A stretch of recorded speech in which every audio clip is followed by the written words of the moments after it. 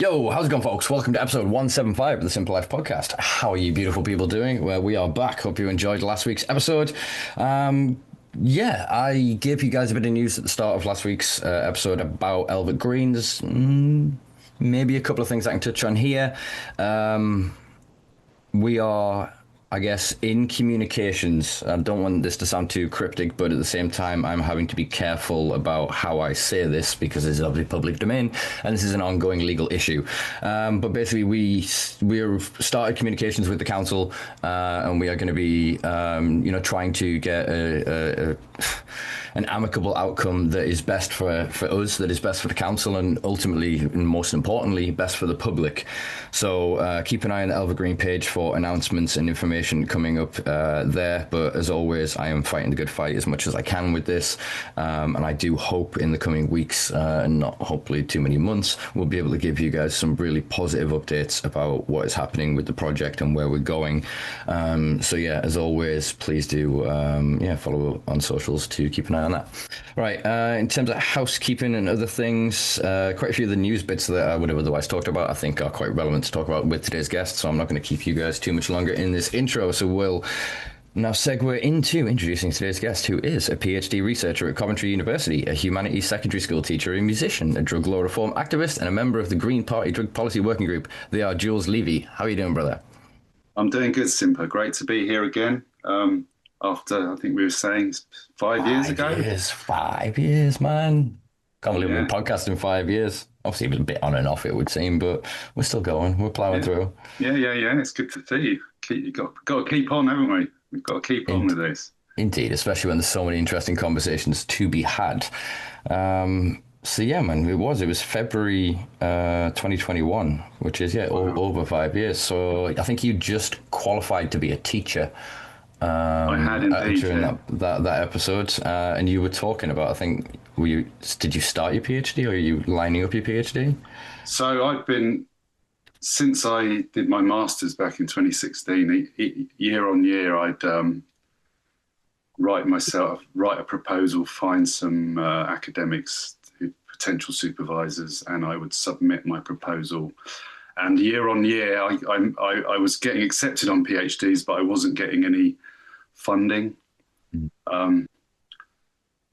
It wasn't until 2023 that, I applied for this PhD at Coventry, and I got it. So that was my ninth attempt at trying to get on a PhD. And each time it was various different kind of topics, cannabis being a couple of my proposals, cannabis for women's health was one of them. Another one was a proposal to look at hemp to invigorate the Welsh economy. That was out of Swansea University. But finally Coventry came through, and a couple of academics decided to take a chance on me. So that was 2 years ago. So I hadn't actually started my PhD when we'd last talked. Interesting. So how does your PhD then relate to sort of your master's? Well, what is the thesis? Do you call it a thesis of a? Yes, dissertation, thesis. So my master's dissertation, as we probably chatted about before, was looking at the human-cannabis relationship, just kind of like a summary of our relationship with this plant. So like from the agroecological, so using it as a crop for, climate amelioration, right down to the biochemical interactions of our endocannabinoid system. And I suppose while I was not just when I was researching. I mean, I don't need to tell you about the agency of cannabis. It's a strong character in our lives, isn't it? It's a being. It's a plant, but in some ways it's more than a plant, and has been to human culture, as we know, for a long time. So I started thinking about plant agency and how the agency of plants has shaped economies. Thinking in the last 500 years, we can see how tobacco, tea, opium, sugarcane, all these plants are right there at the centre of the birth of the dominant economic system that we're all caught up in now. And then I suppose I've been thinking how if plants are so central at creating economies, what would their roles be in creating like more than capitalist economies, like thinking about those relationships that aren't purely capitalism. And that's kind of where I'm at. And I suppose with cannabis was a good gateway in, because actually there's a lot of examples of non-capitalist human cannabis relationships. I mean, we can think about the AIDS epidemic in the late 70s and the 80s, and the caregivers there who were baking brownies, and I mean, Brownie Mary, I think that was her name, famous woman. And it's happening now still. Dennis Perrin as well, I think, was quite a very influential figure at that time. There's someone else's name who escapes me as well. It's been a minute since I've read on the history. But I mean, we talked earlier about you were talking about a tincture you had, and I mean myself as well. Not all cannabis users, but I think there's probably quite a common theme of caregiving. Where people give it away, and if we could all grow it without any problem, I'm sure there'd be a lot of people just growing it and giving it away and making cookies. Here, have some cookies, and then suddenly we're starting to see something that's not just capitalism. So that's what I'm interested in, not just cannabis as well. My supervisors were like, you can't just do cannabis. You can't just be known as the cannabis academic. And part of me was like, really? Why not? But so I'm going to be looking at hemp. I'm going to be looking at dandelions, and I'm going to be looking at moss. So 3 very different plants that have agency in different ways in human culture and our relationships. So. Can I suggest, I know you've probably already picked them, but potatoes have always fascinated me in potatoes, terms of, once you start looking, you realise that, plant, it's an obvious one, but it's not. And it's not that I'm not coming here with any new ideas, it's not like I've discovered something. It's just, I suppose, reiterating and just trying to centre plants again. That's decenter the human, which obviously a lot of the problems that we are experiencing in the world is because of humans centering themselves in the planet's systems. It's interesting that you can break down human resources into the potentially infinite and the definitely finite. So you can't. You can grow wood, for example, obviously, but there are consequences to that in terms of then time, in terms of managing O2, CO2, deforestation, impacts on ecology, etc. But you can't really grow steel. At some point, we're going to have all the copper. At some point, you'll have all of the dirt. You'll have all of the blah. Whereas there is something magic and it's something about why I think cannabis will always be a rebel against capitalism, because capitalism cannot meet the needs of the cannabis culture. It just can't. It's a decentralized resource. 100%. We serve the market and have done for decades during the darkest eras without any capitalist regulation or any oversight. So it's not that they've come along and found this new thing and they're going to do something with it. That's all we're seeing is it's taken them too long to get to cannabis. They started in the 1500s or whatever, started going around the goddamn world, claiming everything, discovering everything. Rubber, is it? All right, we'll figure out rubber and we'll brutalize the world until we synthesize that shit. Now we're done with rubber. Oh, there's something else. Oh, we found the acacia bush or whatever it is and we use that. Oh, now we've synthesized aspirin. All right, we'll stop exploiting that community in those places.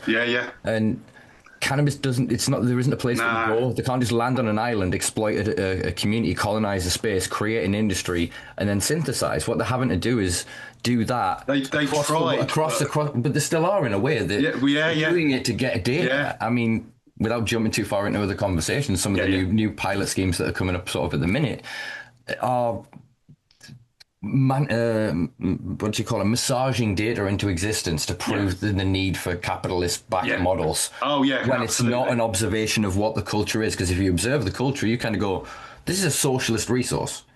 like you said, it intrinsically, a guy gets an eighth and he's what does he want to do? He wants to share that with a friend.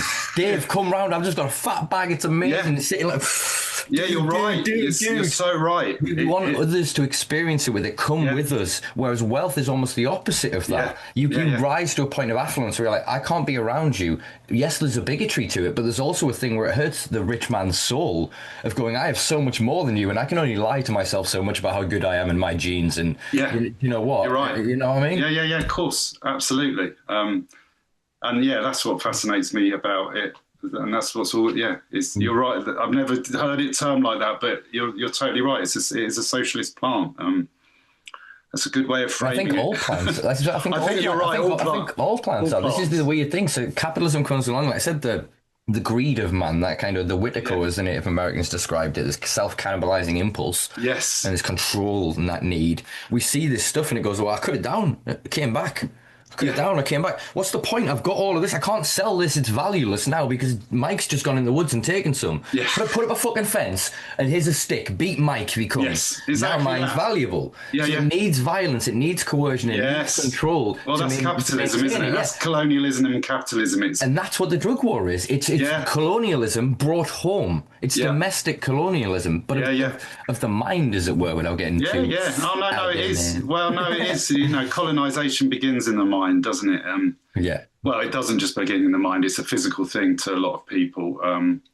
That's a whole other topic. I'm not sure we should get too far into colonization. We just touched on so many wonderful things. And decolonizing, because... there's a lot of gymnastics there, especially as a white European to even. Let's two white boys. Let's talk about fixing the problems our ancestors caused. I empathise with that position, understand it entirely, and it's not sort of within the remit of today's conversation. Well, if we get there in a bit, we'll get there in a bit. Yeah. All right. I love how these. I always start with all my notes and all my plans. Yeah, I was thinking we've already digressed. All right. So coming back. Yeah. So I wanted to use your experience as a teacher. Because you're somebody that's trained quite recently, gone into the profession. Yeah. You've stated off the record, you're kind of on pause at the minute, as it were, but looking to return. I wanted to ask you about two things that the Labour government have done. Or Starmer's Labour government to, this new kind of centrist right Labour, as it were. Firstly, we'll discuss sort of phone ban. So it's being proposed. I think it's moving through kind of conversations. They'll have to do the usual tennis back and forth between the houses before it hits consent. But if they're looking to ban phones from all schools, so that I'm assuming is then all children up to 16. I'm guessing there'll be a cut-off point around sixth form, college, uni. At a certain point, whether it'll be an adult or I think it'll probably be year 11. Which straight away it's like where you're making the cut, which is always the problem. But Well, so what my opinion on that? So as personal and as a teacher, kind of you'll have seen these kids that they've only grown up with a smartphone. You and I went to school and the phones that we had, them Nokia bricks were useless. You could maybe play Snake for a minute, but it was so loud and clunky clicking on the keys you couldn't do it. So And my kids were just a little bit younger as well. They came through school and the smartphone thing hadn't really stuck, so they missed it by a couple of years, really. It's complicated because really, and it's like all things, it's like all things that we prohibit, we're not really addressing we're not really getting to the root of why we have to prohibit these things. And there are similarities to drugs. Now, there's benefits to, it's a shame we have to ban it and put something like this into law, because something tells me that there'll be problems with that, and you're giving kids another rule to break in a world that's already broken for them. That's in a world that's already not delivering anything that they, what world are these children going to inherit? But then there's also being in a class. Sometimes it was a relief. It's a relief to some kids that there's no phones because, for whatever reason, there's a lot of pressure for kids to keep up with social media and what's happening here and what have you seen this and have you seen that, and it's a furore. So I understand Like there's some schools that like hand your phone in at the start, and actually I don't think that's a bad idea. I think that's quite a good idea. I think it takes a lot of pressure off. And invariably, I mean, I haven't been in a school for 2 years, but invariably I notice when the sun's out and the kids are out on the field, they're not looking at their phones. This myth that this is something that the young people, when actually you sit in a staff room of teachers and all the teachers are on their phones, all the adults. So I think we've all got a problem with phones. We've all got an addiction problem. I don't think it's a kid problem. So are teachers being bad? I mean, so I can't really give you a really solid opinion on whether I think it's a good or a bad idea. Normally, banning things doesn't tend to work out. You're not addressing the root problem.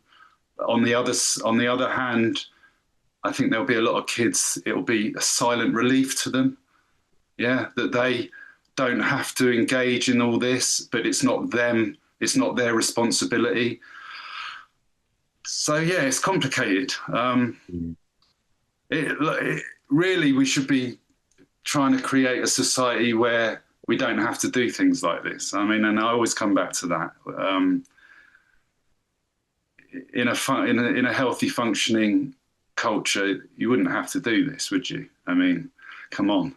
But we're a long way away from that. So,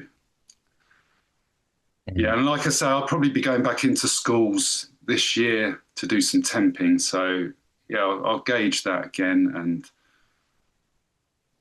But I'd be interested to know about the adults in the room. Are their phones also? I haven't thought about that actually, because I suppose the adults would argue, well, but what if my child's hurt and I need to be contacted in an emergency, etc.? I mean, there should then probably be a staff phones remain in the staff room. And I think there is a kind of, I mean, as a teacher, you don't get your phone out anyway. I mean, but I mean, say if you've got I don't even know if you carry a handbag. Yes, but in the staff room, then theoretically, more than an hour. And by the way, when I'm teaching and I am in a classroom, I'm pretty strict about phones myself, I'll take that responsibility. If you get your phone out, I'm taking it off you and it's going in my desk, because it's just rude sitting on your phone while we're doing a lesson and I've had some confrontations with students, but that's a teacher thing, but that's me. I mean, there's probably I always say this, I'm a male teacher. I got a low timbre.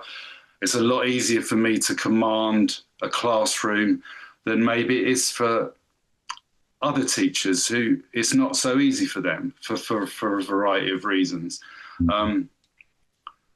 So even me saying that, I can get students to put their phones away. That's not really. It shows the narrowing of as we all suffer, the limitations of our own perception, and then the Freudian kind of trick of believing that our reality is all reality, which is something that we've always got to be. It's there in everything constantly, especially as a white male.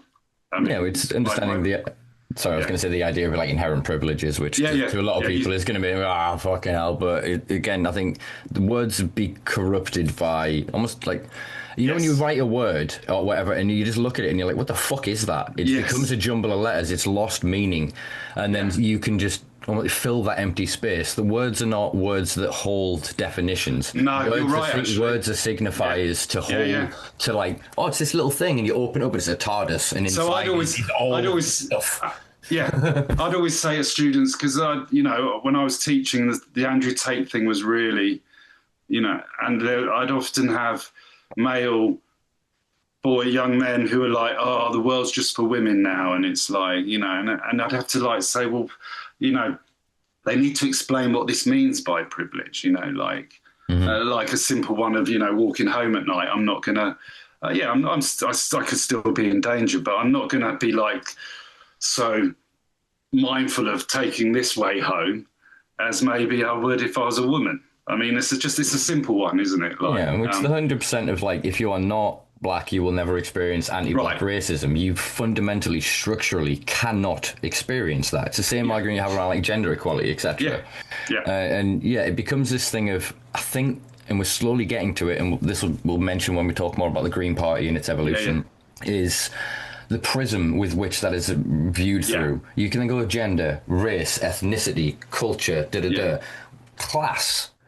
For some reason, for generations, we weren't allowed to look at. So you ended up with all of these disenfranchised white boys going, I'm third generation unemployed. If I don't deal and smash that kid's face in, I ain't got nothing. You want to come and tell me I'm privileged, son? Fuck absolutely. You. Like, there's a whole thing there, and that's not to justify any of the bigotry that can arise from it, but that is a real thing that is, like I said, slowly being identified. Part of the issue is a class problem in academia, etc. And the word privilege, and absolutely. But the concept is wholly true. It's just the word itself becomes triggering, and ironically, even saying to them they've been triggered becomes triggering because the trigger is a trigger. Because what's triggering? We're lost in the thing of pop psychology and weaponization through the political lens. I wrote down loads of notes on what you initially said, so I'm going to quickly say what I want to say. I think digressed again. As I always do, it's that ADHD creeps in every time. I think what you said about the relief of the students, something that was discussed around, and I've gone back and forth on this on my life, and I haven't even formulated my final opinion as I'm saying these words right now. Uniforms in schools. About the idea of standardization. That kid coming in, I've got £600 shoes, I've got my da-da-da, and the lower class kids went, So the phone's even pulling the phone out. iPhone 17. I've only got an iPhone 11. Or whatever it is, because they turn them off. Little things like that. Then it's also the thing of, I've got so many friends. Look at all the shit. I'm just popular. Nobody even follows me on Facebook. Like, there's this whole dynamics of a thing there that, if you can reduce that stress in that environment, because what school is supposed to be under the state education program, as far as my understanding of it, is standardized education. So we create the best outcomes through standardization of opportunity. It's meant to be. I mean, we're a lot. But then through lack of funding and political ideology and all the rest of it, like, we could have a whole conversation about how education got fucked. But so I think there's something there, again, like sort of the rich poor thing. One thing that the American schools have been doing, and I think Australia are moving to, a lot of venues do it now, like Joe Rogan's fucking comedy spaceship thing. Joe Rogan and comedy, that's an oxymoron, mate. But anyway, carry on. Faraday cages. You put your phone in and it's got like a security bolt. And so then as you leave school, there's a thing, you press it and you get your thing out of your cage. And so you still have possession of your phone because part of it is anxiety. Everybody fucking knows. And I said this last week, I brought this up about addiction because one of the guests was like, I can't quite get my head around addiction. I went, well, I think if we're all being very honest, we understand what addiction is. And I pulled out my phone and I went, this. We all have that problem. Absolutely. So the anxiety, if you think on where's my phone, that terror, you've lost half your life. All those phones, all those, like, so if you take that away from a child who's insecure anyway because they're going through puberty, we need to understand, like you said, the things behind that. So if you can give them, here's your phone, you can keep it there. What you'll do is put it in the Faraday cage. It can't make a connection, so you won't have to turn it off or change any settings. As soon as you pull it out, it'll reconnect. You're there. You now have the opportunity to look up and engage with each other, learn eye contact, learn social intrinsic skills that if we don't have, society will fucking collapse. Absolutely. Rat Park analogy is another beautiful one. You know exactly what I'm talking about. Bruce K. Alexander, You said about the kids when it's sunny and they're entertained, etc., they're not on their phones. In Rat Park study, what they found is they exposed them to cocaine, water laced with cocaine and water, and all the stimulants of life. As long as they had access to good life and good social standing, they very rarely touched the thing. They may have taken it at different points, self-medicate, almost self-explore. And they might try it again. Exactly. But there wasn't a problematic relationship developed. Whereas when they put them just in cages with water and cocaine water, most of them overdosed themselves. So we know about the stimuli in the environment. And this is so if you challenge that again, it's true of them and us. We're sat at home flicking our thing. Netflix as well and whatever. This shit now is not designed to make you stimulated. For all Joe Rogan an issue, but there was a clip I did see of Matt Damon and Ben Affleck discussing how basically Netflix and the production of new movies, you have to reiterate every few minutes what's going on. You have to verbally enunciate, talking about like the death of the art of like cinema and entertainment, and how it's not entertainment, it's distraction. It's all it is you're on this, so you help our metrics, so we can sell that, so our stock price goes up, so we can get more money to buy back our stock to artificially inflate our price. To then put it's just this. Yeah. this game of bullshit. And then to the adults' point, you were saying it's like do as I say, not as I do. Yeah. If And you don't address the root cause of the teachers and their parents at home, you are basically going into a room of smokers and going, "You're allowed to smoke. Yeah. Smoking's bad. You shouldn't smoke." Like, smoking. Who the fuck is what? You need to get a hold of yourself. Smoking. Yeah, and they see, and kids see through that shit. We like 100%, and you just create more of a hypocrisy and more of a detachment and a generational divide. More of a destructive. We don't give a fuck. Fuck you. 100%. Yeah, exactly. And I don't blame. I mean, I struggle. Teaching's always a a double. Yeah, it's tricky. Teaching's tricky because I had a number of occasions where I'd almost be reprimanded by behaviour czars. There was one time I was working at a school and there was this behaviour czar, and he came in and he tried to like tell a child off over my authority, and there was a mad dynamic happening, and like we had almost like a face off, and the kids are seeing this, it's like. And then he goes out, and the kids are all like, "Oh, who's going to win in a fight, sir?" And all that. And at the same time, I can't also I'm not their friends. I've still got to be a figure of authority, but at the same time, I'm not a figure of authority for the sake of being a figure of authority. That's when authority and the power it shouldn't be there just for the sake of it. It has to be fluid and rational, and it has to be and legitimate. I'm there because I know more, and I'm teaching you, and that's it. And it's not because I'm not power. I'm not the authority because I'm the authority. It's a mutual respect, but that respect is, like I said, it's fluid because you're not dealing with adults. You're dealing with kids that in any moment could learn something that will fundamentally change their worldview, and you in live watching it change them, and you have to help guide them. Otherwise, that moment of spark, that firing of neurons, will fail to connect. It is a metaphysical thing. Yeah, and that's what it's all about. I mean, and we're not going to talk about this now, but our schooling system isn't set up to, every single kid should have that spark recognised, and where's that going? But that's just not the school. I'm gonna make a point of talking about because there's a few points that I do want to mention. So I'm gonna put schooling, and we'll reference that in the politics in a bit. We're recognising prohibition around sort of young people. Gonna be difficult, especially with phones here. New policy obviously just come in. I've put my speaking of phone, I've put my phone down. I can't. I tell you, I was just going to check in the working policy group if the Green Party has put together its for the smoking stance on smoking, because I saw that. So the Labour government, for the listeners at home, pushed through now, finalised a ban for anybody born January 1st, 2029 and above from buying tobacco, that being rolling tobacco or pre-rolled cigarettes as we know them. The ban doesn't extend to vapes and nicotine pouches. There is a provision within it to basically try and crack down on language, packaging, etc., but it is not as strict, and it does not have any of the language around that we had from the previous tobacco packaging ban restrictions. So it's a grey area that I think is going to be quite problematic. Do you want to give me your personal sort of opinion on it, Jules? And I'm going to quickly look for this comment. So my personal opinion, again, and it's sort of kind of a bit in line, I suppose, with where we're at the Greens, is prohibition doesn't work. Prohibition doesn't work. So how's it going to work here? Is there something we're missing that's going to be different? I suppose. Well, they're still selling tobacco, so I'm still going to be able to, in theory, buy tobacco till the day I die. I'm guessing.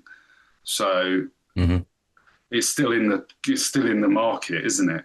So kids, young people, still available. So young people will still access it.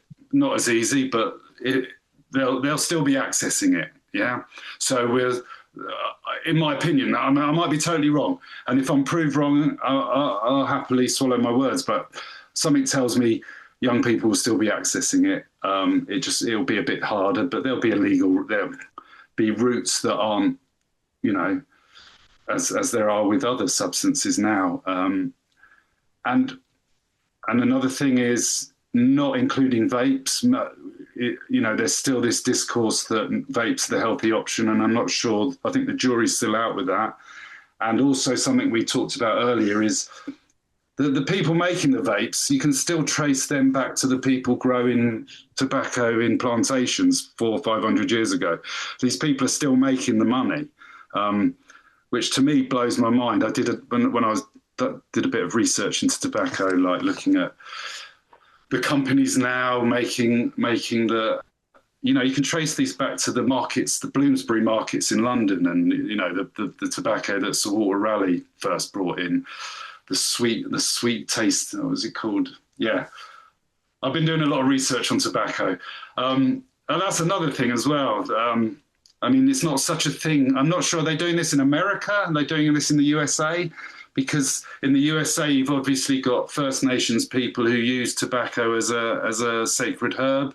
And whilst it should be noted that whilst all tobacco was being pushed as this new great substance, at the same time that the First Nations people were having their ceremonies made illegal. So that's something that comes. I know it's a bit disconnected to where we are here in Britain.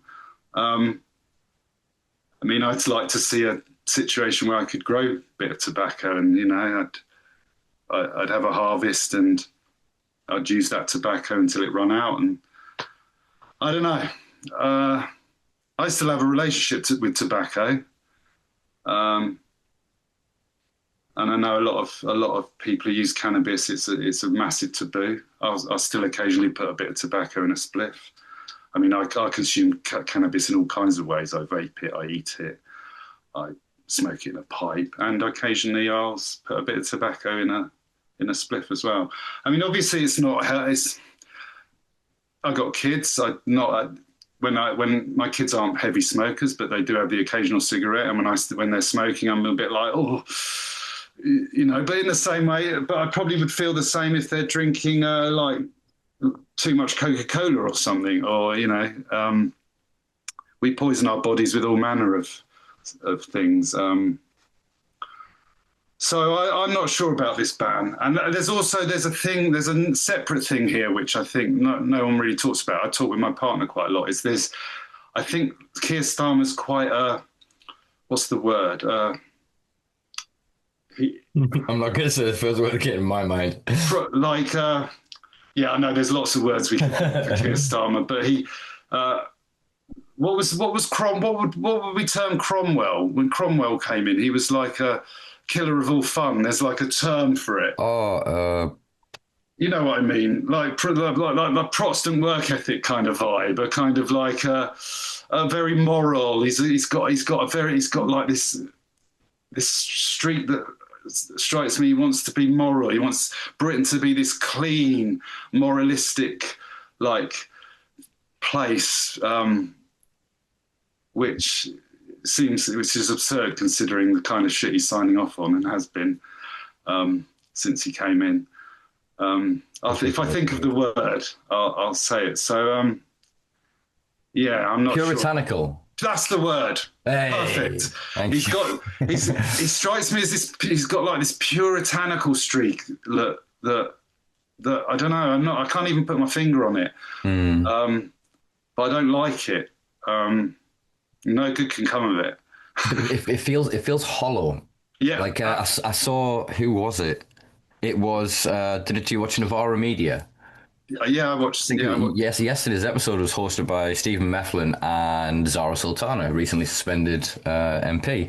Yeah. And she read out a quote from a lawyer from 1992 talking about the intrinsic right for an importance of the right to protest. And then she goes, and that lawyer is today our Prime Minister, the same guy who's trying to curtail our protests. On a personal note, the work that I've done over the past several years could potentially become a major problem if they chose to interpret that legislation in a certain way, and my freedom could be jeopardized. Literally, like for what I've already done, they could come and just raid and arrest me. That's pretty scary shit coming from a guy who just 30 years ago was very scary. We have to protect human rights. It's very scary, and even when he was coming in, I had this vibe about him, like this sort of my partner and I used to joke, our great and glorious leader, like, this sort of distanced, this sort of separated figure that's sort of, our great and glorious leader. I mean, I've got friends who don't dislike Keir Starmer, but he doesn't do the same kind of things as he does to me, to them. I mean, he infuriates me. He like, I can't even look at him. He feels like vacuous, and it's within the void that they play. It's what the morals of the day. We probably shouldn't go there, but he's owned. But I mean, by nature of neoliberal politics, this is something we'll discuss a bit more in the Green when we get into the political section later. But he's a knight of the realm. Yeah. As soon as the Labour Party elected a knight of the realm, game over. Yeah. It's these things they can't by its nature, unless he then immediately gave it back. Yeah. And then went, all right, let's do this. Yeah. But and the Labour will do a few tweaks, a few social tweaks. Maybe they've done a little bit around renting and renters' rights or something, or they'll do a little tweak. But the renters' rights, there's 4 directors on the Albert Green thing, 2 of which have been made homeless because of the renters' rights. Oh, okay. Because the landlords are in a fucking mad dash to sell up, and they're just throwing everybody out. And who's fucking buying it all? Yeah. Who's going to buy it all? Yeah, even the renters' rights is a double-edged, because we're just going to have like finance companies owning all. It's stick and plaster politics. That has been the problem with neoliberal politics for decades. Without getting too far sort of into that, so to ground us back a second in the tobacco thing. I found sort of the Greens have not finalised what they're sort of saying, but ultimately the policy group, including the tobacco group, are against the position. Just basically along the lines of believing that it doesn't work. We cannot prohibit something. The better regulations need to be applied. I think I'm not speaking for them, and I'm speaking for me. I think there needs to be a ubiquity across the board. Tobacco products should be all in Pantone, that wonderful dirty brown they came up with for the packaging, which was psychologically tested to be the least attractive colour for packaging. Same with the font and everything else. They've worked out and calculated that. I think that is one thing to look at. Yes, if we're going to have for tobacco, all of it needs to be that. However, then we need to have a rational conversation about the limits of this. Because are we then going to start putting warnings on alcohol? Are we then going to start banning alcohol advertising? Gambling advertising. We're going to start talking about that. Well, fatty foods and McDonald's and and like if we're going to look at one behaviour, regardless of the harm of it, that's irrelevant to this point. If we're then going to go, okay, we now as the authority are going to go, we regulate human behaviour. That's a fucking problem. Even if you have Jesus as your leader this time, in 4 years you might not. No. Like, we've seen geopolitics and the way that the world can change and states can change very, very quickly. We're in real turbulent times. If we allow this, it moves. The same thing happened with, like, when they tried to buy nitrous. You know what I mean? And I think it is, poppers. Poppers was the one that at least they managed to protect. And they went, so we've gone for nitrous. Now look at the consequences of nitrous. All you've done is focused the profits into hands of smaller and smaller people. That's all you've done. And all they do is then set up catering companies. So you've legitimised their profit and given them a way to launder their money. It's an absurdity. The naivety, the consequences that arise from a certain naivety of a lack of lived and living experience is quintessential to the neoliberal policy making. I mean, I went to college and I learned about this, so therefore the solution is what I learned about. It's surely tobacco smoking has dropped. I mean, I don't know the figures, but I imagine it's dropped quite significantly. Since the 2005 tobacco smoking ban, like the indoor smoking ban. Steadily we've been going down. You've had the odd generational sort of blip, but then if you change that data and you go nicotine consumption, you're going up. Pouches. I as a litter picker that litter picks at an incredible amount. I don't find that many cigarette butts anymore, but I find a shitload of Lost Marys and God knows how many of those little nicotine pouches just spat out all over. Just environmental catastrophe, isn't it, really? And not only that, part of me thinks And this probably sound controversial, but when you're a teenager and you're deciding to smoke, or you first come across tobacco, it's pretty gross. It's like it's not like blueberry mist, is it? That's a lot. It's almost like aimed at children. Let's be honest about it. The tobacco companies know what they're doing. If you're marketing like a flavored mist. I see school kids walking around, coming, leaving school, vaping all the time, and I don't think that's cool either. I mean, I don't see that as an improvement. I don't see that as, we've got to. I don't buy that. Actually, do you? It's one of the interesting things that, I mean.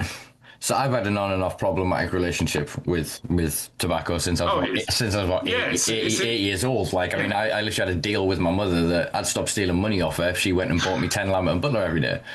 As long as I had my tabs, I was just reminiscing there about 10 packet cigarettes. Oh yeah, But even like measures like that, now you need 30 quid odd to go buy 30 grams of tobacco.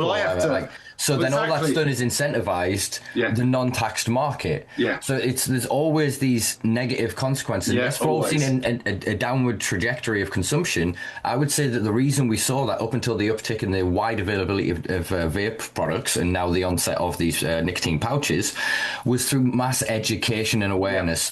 Every fucker knew you were killing yourself with tobacco. Like you said, the consequence of tobacco, you roll up and you try and smoke 3 cigarettes or whatever, especially like unfiltered or whatever, your body rejects it. Yeah. You his fingers stink, you get yellow, like you smell, you have consequences that you have to then mitigate and manage that constantly remind you of what you're doing. Whereas you then vape, like you said in the narrative, is healthy vapes are healthy. And it's like, yes, if I put arsenic and like a fucking firing squad, no, they're two terrible things. Like, the two deadly things together, and one is slightly less deadly than the other. It doesn't mean we choose the less deadly thing. But what we need to identify, again, is same with drugs. Yeah. I, as an ADHD person, the reason I've had such a problematic relationship with nicotine is when I consume it, for about 20 minutes afterwards, I'm calmer. Yeah. I combine that with then cannabis and the tism part of my brain, so I can actually I can function fast and efficient, and unless I hit it like straight away. You can function fast and efficient straight away. So then, as soon as you as an individual, you find that whether you consciously recognize it or not, your body then goes, make a note of this thing. And then, like you said, when the rebellious thing comes in as a kid, and they're doing it, but they're saying you're not allowed to do it. Like when I was at Appletree, the Sen school I went to in the Lake District, there was only one of the teachers would give us cigarettes. Mandy, they were all first name people, but we knew how to get in the staff room. We got at one point a red key, like they had all the the turn block keys. We got access to a main key, so we knew where they were going, and we got smart to it as well. We'd send in Dom or whoever were going. You're like, we only 3 cigarettes. If there's a 20 bucks, 3 cigarettes. If it's 10, 1, maybe 2. If the Super Kings, though, you only need 1. That's what I used to smoke. Super you know what I mean? And like there'd be all this strategy around us getting our access to it, and then there'd be the day kids. You get the day kids who'd like get their bigger brothers and sisters at the care homes they were in. They'd go to the shops, wait outside and get somebody to get, and we were like 9 years old, coordinating our own like access to this drug, because it helped us for those moments when we could smoke together. The bonding as well around the access and everything else. Bonding. Us versus them. Social. There's so much more of the dynamic that, and even now, you cannot ban that away from people. No. Like, people are still craving now, and I guarantee you would help save the pub industry if we went, we'll have smoking pubs. Not all of them. Some pubs, you get a special license, you walk in, there's a big sign saying, you are entering this at your own fucking risk. I thought that at the start, when I was like, I thought from the start, why are you banning it across the board? Why can't you give some pubs the choice? Yeah 100%. And even now, if you're out clubbing, it's always out in the smoking area that the conversations start, and you start talking about politics, or you start talking about this, that, and the other. Another thing about tobacco is, not so much when you're younger, but when you're older and you're like trying to knock it on the head, or it's the stressful world that we're living in that often people struggle, because it is, I've said it before, I've had friends who have found it easier to get themselves off opiates than they have than tobacco. I mean, tobacco's like, she's a very seductive plant who promises promises you things and doesn't really deliver what she's promising. Not in the way that we use it anyway. I'm sure in traditional uses, it was a, well, I mean, even in parts of South America, she's known as the mother, and you know, she's still quite an important plant for medicine as well, a medicinal plant, really. But yeah, I mean, I have my own theory that because of the way we colonized it, and it's almost having its own back on us. It's like, okay, well, I'm going to come and fuck you. I'm going to come and fuck you all up, sort of thing. But yeah. No, I like that. I can see it. And when previously I've been like years without sort of tobacco, I would still use it every now and then to fill like my DMT pipe when I was in the woods, and I found the difference of using tobacco rather than ash as a burn agent in the pipe was the focus. So like the DMT, you get like lost within it versus then more of the grounding in it. So I think then if you don't have it, like people, if you don't smoke nicotine, you suddenly smoke a cigarette and you get this sort of dizziness, this war, but then this zoom of like awareness, like a sharpness that time is, you are on the clock and aware. You mix that with these sort of substances that it modulates those relationships. I still stand by the whole discourse. I mean, we're digressing here, but I'm still standing. I still stand with the narrative around it's not the THC that causes people problem. It's the THC with the tobacco, because the tobacco rushes it. You know, THC can be quite gentle if it's just, in my experience, I can only ever speak from my own subjective experience. And everyone has a different relationship with cannabis, and some people it genuinely, it doesn't, for whatever reason. I always say, well, you haven't tried the right strain, but for whatever reason, it doesn't agree with everyone. But I still think that this notion of psychosis is the tobacco's part in that is so underplayed, because I know if I have a vape or I just have it without tobacco, the THC will come in very gently and I'll get high a bit. Whereas if I want to get high quickly, and I want that, because I quite like that, like, I suppose, a bit of chaos before it settles. That's the tobacco. That's not the cannabis doing that. That's the two working together, and the tobacco rushing it round my system, maybe quicker than it should be.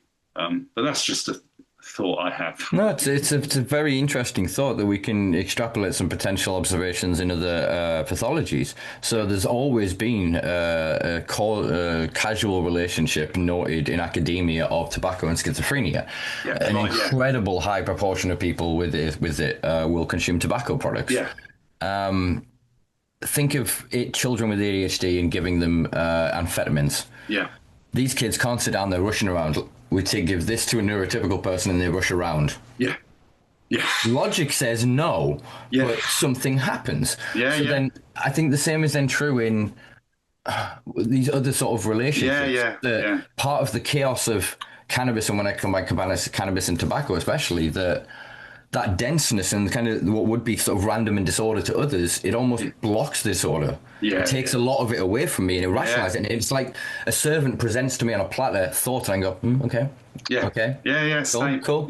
Versus sorry to anybody listening with headphones on there and yourself, the normalcy of it. Yet to the average person, they've got that by default. That's just their I mean, I don't have a diagnosis, but I'm confident I'm not. I've got something. I think this is, we don't continue to think of animals in our basic way. Yes, we've got advertising and all of that shit that's corrupted so much of it, and additives and but generally animals will then go, these things are edible, let's try these things. I prefer this thing. They'll then have a priority of what they can access, etc. But you'll see it in animal behaviors, they will go hundreds of miles away to eat specific foods because one of their ancestors ate it and they're not told them, but there's a memory there of this sweetness, of this whatever, of this vitamin. So they'll go and seek it out. The same is true of drugs and substances. I look at all things as food. They all nourish us. Do you know what I mean? And so I And I've mentioned this before. I've smoked heroin before. It Yeah, didn't do much for me. I'm lucky that I'm hyper needle phobic, so Yeah, I would me never, too. I would never Me too. even consider Yeah. of shooting up. So I just never pursued that route. Yeah, I've had my problematic relationship with prescribed opioids, Yeah. and unregulated fucking knockoffs. Jesus Christ, that's a game we don't want the world playing. That's where most of our problems come from, fake blues and stuff like that. Yeah, yeah. But there's some people that have had that same experience and go, whoa, that's me, lad. That's me. Do you know what I mean? And fuck anybody else. And the harder you push against it, the more I'm like, yeah, but this is mine. This is the thing. I will. It's like the robins. We consider them the most beautiful, lovely little birds. They are some of the most vicious things in the Arabian Kingdom. Yeah. They will die for food. They will kill for food to protect their patch, man. Yeah, it's crazy, isn't it? Yeah, that's the same. We're all sweet and da-da-da until you really threaten the thing. And as I mentioned it last week, like if we banned coffee, my mother would be on the corner trying to find a deal to score beans. She could not live without it. That's interesting. Yeah. So if you think of it in those ways, it's not about coffee's such a strong substance as well. It blows my mind, like I say, when I have a coffee and I'm like, oh my God, this shit's legal. It's a psychoactive stimulant sold on every street corner. Yet we then go, oh, there's a novel psychoactive bill banned, so we can't allow it. And it's like, well, we can track that back. We know that caffeine, and it comes back to capitalism as well, doesn't it? Capitalism, But again, it also comes back to the colonialism element of just exclusivity. And the same thing happens in what you're seeing now with vapes. You have 100 different varieties. Prime, that stupid fucking energy drink. And they're like, oh, let's make these base color ones, then these, and these super rare ones at the top of the pyramid. So people will sell the bottles just to be seen with the fucking bottle. The same with the vape. That mechanism of advertising is so inculcated into the human population now, so many generations deep since Edmund Bernays, I believe. Spice Cousin and all that shit. That is so in us that, I mean, I'm branded up everywhere. Everything is advertising and branding now. This is the whole show, the Simpa Life. You know what I mean? Like, this is the air we breathe, and we have to recognize the reality of that. We have to recognize the fragility of the human experience. And it's so often these politicians at the pulpit with their 100 grand salary and their life paid for and their coke habit and whatever else. But that shouldn't. Back to those teachers and the kids again. We, the public, are those kids. It's like, we don't believe this shit anymore. We have to be accountable first to ourselves, to in any which way have authority to be able to speak to each other. And that authority can't come as thou shalt not. No, that doesn't work. It should go, dude, I found that. But if you choose to do that, let's help you. Like, if we're suddenly going, as the conversation pops up every now and then, and I'm sorry if this seems fattest, it is not meant to be at all. It's actually the point of my thing, is to not be fattest. That we go, oh, tobacco smokers, right, you're down as a smoker, we've tracked you, you've been buying the cigarettes now through your digital ID, because that's the only way we're going to be able to track who the fuck is getting it, because you have to now ID every single tobacco purchase, always, forever, which means that could be then recorded, especially as we're moving to QR codes through Tesco and all the other shit that's going on there. That's crazy, I hadn't thought of that. So then they go, all right, you've been smoking for 30 years, that means your premiums on your health insurance payment is going to be da-da-da. Do we then do the same for McDonald's? Do we do the same for drinking Coca-Cola? Like we said before about all behaviour is killing us. None of us get out alive. So we have to have this rational thing of then going, well, like you said, does the product exist? Like the Conservatives the other day, I don't know if you saw this, posted the most absurd, what looked like a Jonathan Pye satire video of a Conservative MP being like, what's this? There's an unlawful, no, not even unlawful, he said illegal cannabis gathering in London. We're going to check it out. And they did this video, like fly on the wall journalism, and they posted it on the Conservative Party page about like cannabis and illegal drugs and psychosis. And that they still swim in that world. And yes, that's true that if those things can be harmful, of course, we have to then create regulation and then go, well, if there is then harm, then going, we still have to treat them like if some kid does jackass, like jackass, my generation growing up with that. The number of kids that injured themselves doing shit, you didn't land at hospital and go, well, you've done this yourself, so we're not giving you treatment. No. Yet we arbitrarily go to the street heroin user. No, fuck you. Here's your little metal tube. Go live on the street. Whereas the grandmother that developed a problematic relationship with tramadol over 30 years because a doctor forgot to stop her prescription. She's, darling, come on, well, what we do is, It's all the not having this universal law and approach to everyone within it, the equality intrinsic to it, just allows there to be bad things to happen. Well, it comes back to it's the moralizing again, isn't it? It's the yeah, it's the moralizing view about these substances, which is, and as we've said, and yet alcohol's all right. It's always the one, and it's like you can't believe you're still having to say this, but we're still here.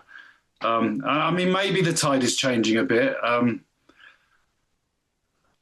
I suppose generational consumption patterns are changing. We shut one pub a day, last year. We're on, if it continues at the same trajectory, by 2029, all nightclubs will be extinct in the UK. Oh, see, I don't know. Yeah, where are people? Where are people socializing? I mean, they're free partying. This is a wonderful segue into some other comments. So discuss is that we're doing what happens every time. Yeah. We're now in third wave. Free party culture. So I was lucky enough to be part of second wave. First wave was like late 80s, was the emergence of it as kind of the yuppies took over the clubs, and it became cocaine and ego and affluence and money and bullshit and exclusivity and VIP and all that. And then the ecstasy landed on our shores and shit, and we kind of, ooh. And so clandestine parties and things happened, and then obviously Thatcher stepped in with the Criminal Justice Public Order Act 1994, specifically I think it's section 63, banning groupings of, I think I've referenced this number incorrectly prior, I think it's 100 people or more. It's an arbitrary number, isn't it? With amplified sounds characterised by repetitive beats. Yeah. So that then tried to kill off that. You then had this thing where the culture kind of took it on board a bit, and it went a bit mainstream, then back to counterculture, then back again. And we're seeing this thing now where, the youth, the number of rigs in the northeast, man, there's like 50 just of different crews, man. We've been lucky enough at the Gardens to host, I think, 6 different crews. We had 2 Apes Together Strong and Carnival do back-to-back at our last event. And just trying to showcase that culture and bring in and go like, let the public see us, let the public hear us, let them recognise that we're just having a bit of fun. We are no threat to you. The reason we've had to hide out in the middle of a field somewhere is because of the threat. And recently, obviously, that's been showcased and brought to the forefront in the public consciousness by EggTech, an event that takes place in Devon. And the local constabulary turned up with like 100 cops, riot gear and dogs, and basically entice the crowd into, or we're trying to entice the crowd into action. This new generation of kids are smart. The guys I know running sound crews are doing harm reduction, are doing like education, doing things like having sober people to watch parties to be able to look after vulnerable people, especially women, etc. Like they're going above and beyond, and they're trying to create these spaces and these communities for people to feel that sense of belonging, that sense of titration. That if at that point you want to experiment with drugs, these are the spaces that are safe to do it. Until the police turn up. The cops then ultimately, their dogs, there's videos of their dogs attacking their own officers, and they're getting rowdy, and then they start dragging a couple of people out of the crowds, and these videos and images of these kids with their heads cracked open and shit, and blood on riot shields. There's a current investigation being taken place by apparently independent, air quotes for audio listeners, independent review. But that is the embodiment of what is happening right now. That you could very easily use those pubs, as we did for a while during my culture, before our pubs changed in the city centre and shit. We had rigs in pubs. So on Sunday, you'd have like Reggae Sunday. We'd be smoking weed in the beer garden and shit. And they'd get a bit louder in the evening, and maybe or not, we'd take some ecstasy or whatever, subtly, you know what I mean? But obviously, you're jeopardising the licence of the building and whatever. And then when the police started coming, people live for that. They want that, and we're self-regulating as best we could. And the reason that you end up with problems arising from that is the fact that you can't do it openly. Whereas if there was that open, they are creating the problem. They create the problem. 100%. And they then go, well, no, I've stroked the pen. It's unlawful now. It's gone. It doesn't exist. It's illegal. It's gone. It's and you're just removing all frameworks to reduce harm. That's all you're doing. You're just leaving vulnerable people even more vulnerable. You're leaving young people vulnerable. I mean, this is the essence of Green Party policy. It's just, I mean, right at the core of it is, it's not about whether you agree this, that, and the other, whether that's right or that's wrong, or it's, above all that is harm reduction. We've used substances, humans have used substances, forever. And we will continue to, because we like to change our we like to change our consciousness. We like, it's okay to do that. And we will continue doing that. And are we going to have a government that keeps us safe, or are we going to have a government that, like you say, pretends it's not? We've said it's not. We're not allowed it. No, we'll say no more. It's like some authoritarian dad, isn't it? We'll say no more about it, like sort of thing.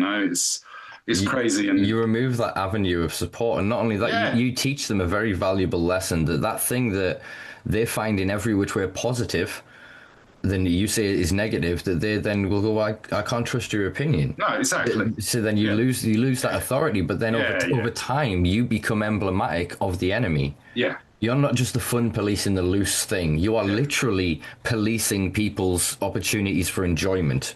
And so then people will hide those pills. People will maybe take more. They'll not go and get them tested. They'll not do the things. Are we not allowed to have fun?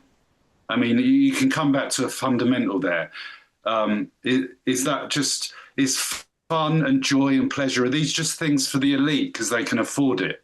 The rest of us have to just like get on with it, sort of thing. It feels a bit like that. It feels a bit like, that's, and this comes back to Starmer and his puritanical and work, and it's like, that's not what we're here for. We're not here to like just work to survive. That I don't think that was what our purpose is. And we seem so far away from that right now. It seems that things like pleasure and joy are just, if you can afford it, then you can buy it. It's an interesting aside, but it could also lead to then a conversation, a brief bit about the green policy on it, of the commodification of sex. Of like OnlyFans and things like that, then you are then basically saying to the youth, like, your sexual impulses and desires, they're natural and whatever else, and all the usual kind of thing that arises. But then you're also giving them a proposition of going, you can give it away for free for love, or you could commodify it, and this will give you that security. And even just in the abstract of what that kind of teaches you, even if you're not going on to OnlyFans or whatever else, you recognize that there is value in the labor of your body, your sexual acts, etc. And I mean, this is a whole other... It then means that's work again. So your sex becomes work. It's not then joy. So you don't have sex for fun. You then have it to then, if I can make money from it, I could also then, I'll trade you sex for X, Y, Z. That's a whole other complicated conversation, because, I'm pro... Definitely. I'm pro sex work. I hope I didn't come across. I was anti. I was just saying that again under the capitalist paradigm that it's these things that. It's capitalism again, isn't it? I mean, but but it's difficult because then joy becomes this thing of they gave the thing with sex work. The thing with sex work, whenever I talk to anyone who's like, it's like, well, isn't everyone? Shouldn't everyone have the opportunity to experience that joy and pleasure? And some people, they might have a disability, or they might not know how to. So if they can buy it, I mean, you can buy everything else in capitalism. So if you can buy that well-being or that intimate relationship, then I think that's fine. We should have a proper framework for sex work. And sex work and drug policy, they feel like the last taboos. I think, in fact, sex work feels like the final taboo. Drug policy seems to be easier to be discussing now. But there's a lot of connections there. Absolutely. I think they both come back to commodification. Capitalism has gone, well, no, we want to own that shit. But the problem then becomes what we're seeing with, say, cannabis air quotes legalization. Obviously, anybody that knows me knows I've spent the past several years anti-legalization, because I went around many places in the world, looked at some shit and went, whoa, this is not going to help the classes that I represent and the people that I want to see actually, get off their knees. It's going to make those guys an incredible amount richer. And look at what happened with trying to think how to phrase this. So, I mean, he's recently deceased. He was the biggest donor to like the Republicans in America, the OnlyFans founder who died recently. The amount of money that he amassed, and they were taking like, was it 30-odd%? The digital pimps through then this what is it called? The coercive incentive system that is set up through capitalism, through its own advertising, through everyone's seen it on Instagram now with the OnlyFans lasses taking like other videos and stuff like that and then putting themselves at the end or whatever and the link to it and like just the whole system of everything that's around that means that rational conversation for the right reasons you would want to have this conversation gets lost. And it's same as happened in the drugs now, where you've got people like myself that are starting to go like, no, I'm going to be actively campaigning against the government wanting to legalize unless it's got this decrim element and this other element. So if we suddenly legalize sex work but didn't decriminalize the offences, all we'd end up with is corporate brothels and whatever else. Whereas then the people that have just done it clandestinely would then still be targeted, go to prison. And that's the issue. Legalization has become the the half measure that capitalism is willing to make towards justice. It'll use the language, it'll dress in the garb and do the dance and pretend all you want. But at the end of the day, if it allows those offences to remain in place, it will use them when it wants. Of course. And that's what I think. I'm not as well versed in sex work as I am with drugs. I think there's when you talk about decriminalisation in sex work, it's different than when we talk about it in. I think sex work I think decrim's more because there isn't an object. It's about the individual. It's not got the complication of the object. It's about decriminalising the person, their actions. So that they can be safer in their work, etc. Whereas, with drugs, just decriminalisation isn't. You're leaving things open for, the police still to search young black men. There's things in say the Misuse of Drugs Act that are not in place in the regulations that prohibit sex work, in that like there's a subsection for an active defence. Can't remember what section number it is, but for like finding drugs. So you, Mr. Churchman, walk the street. Oh my God, there's a bag of crack on the floor. And you pick it up and you go, I need to dispose of this. And a cop grabs you and goes, what the fuck? No, officer, I found it. And like the officer's quite likely to believe that story. Young teenage lad, hoodie, black youth, Oh, what's this fucking? Oh God, it's in a kid's park, man. Who the fuck's left this in a kid's park? Dickhead. Walks around the corner, cop, what the fuck? Right, son. Right. This is the problems with these laws is that, like I said, they're so interpretable. Whereas if you can scrap all of that shit and you then look at other things around how to regulate, and because drugs, like you said, can be clandestinely produced and exported and traded, whereas the sex work is the person, the worker is the person, and so that is a lot cleaner in the law. Obviously, the formalizing is a lot stronger because of other elements, but the drug thing gets so muddied in is the object the problem? And the object isn't a problem because it's an object. It can't have legal agency. No. And so then you end up with... As Darryl would tell us, cannabis can't be illegal. But it's like, no, it can't be, but... No, but illegal cannabis then becomes a proper noun, as it were, as a stand-in for all of these other things that we can discuss. The problem has become, over time, the stand-in has become defined by something that isn't its original sort of intention. And it's this looseness, this fluidity of the language that has allowed various politicians, various campaigners, venture capitalists and whoever to step into spaces and coordinate efforts so that we're all stood there with our banners. Yes, freedom. And we're all going, I'll be free, you'll be free. I can trade and all these things. You go, well, no, we've legalized it. You guys are still criminals. Like if you come and give me 50 grand a year and maybe, pay me a little bit behind because I could still refuse your license. It's up to me. It's up to me. If you schmooze me, put me on your private. I'd like to go to the Bahamas. Like that's all any of this is. There'll still be the ways for them to gatekeep it unless there is that ubiquitous decriminalisation of all drug-related offences. You can then have arbitrary things like I would imagine a rational limit for cocaine, say an ounce. Right. You're going to go, what the fuck? But if that's the units of measure that we're selling it in, I could probably go to an ounce of cocaine in 3 years, intermittently, do you know what I mean? A little bit here, a little bit there, whatever. Exactly. So if I were to then go, the best deal to buy, that would be then the ounce or whatever. Like the amount you've got shouldn't be a judgment to anything else. No. You know what I mean? In the same way, like if you really like, I don't know, Dr. Pepper and you go buy a 24 pack, Yeah. Like, you've got a macro and you buy like a pallet of that shit. Like, there's no judgment on any, then nor should there be. No. Yeah, how you've acquired the thing isn't the thing, and having the thing shouldn't be a problem. No. If you're then, say, high on mushrooms and you're out in the street naked being a bit of a terror, then that's an antisocial crime and problem. And maybe that's related to a mental health crisis, because, again, if you were in a rational mind, you probably wouldn't be doing that. It's not. So the drug is incidental. Yes. You are having a crisis. So then, and this is the same with the same with cannabis and psychosis. To my mind, it's like it's not the plant. There's other.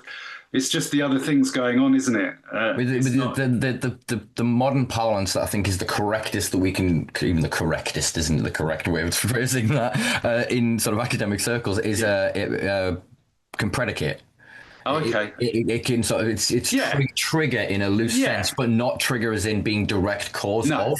No. Because as temporary psychosis type event can be caused by any psychoactive substance, but also powerful emotive incidents. So a relationship breakup, a bereavement, etc. You can have these real psychosis-inducing things that are non-substance related, but they're on the same sort of pathways. So to say, but then if that happens, and then they test the blood of the person and it's got cannabis in it, it's straight away. Cannabis is or whatever substance.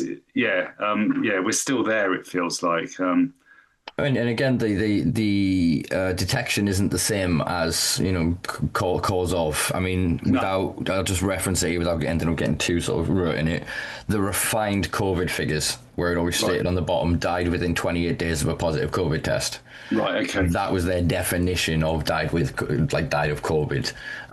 So I suppose the steps back into the point about the linguistics and representation of what this means to this is because of this Russian dolls of word, and the ambiguous nature of politicians being able to always be on the correct side of it. Like Starmer recently, without going back to him being a whipping boy, as it were, recently throwing one of the advisors into the thing of going, well, I didn't intentionally mislead the House.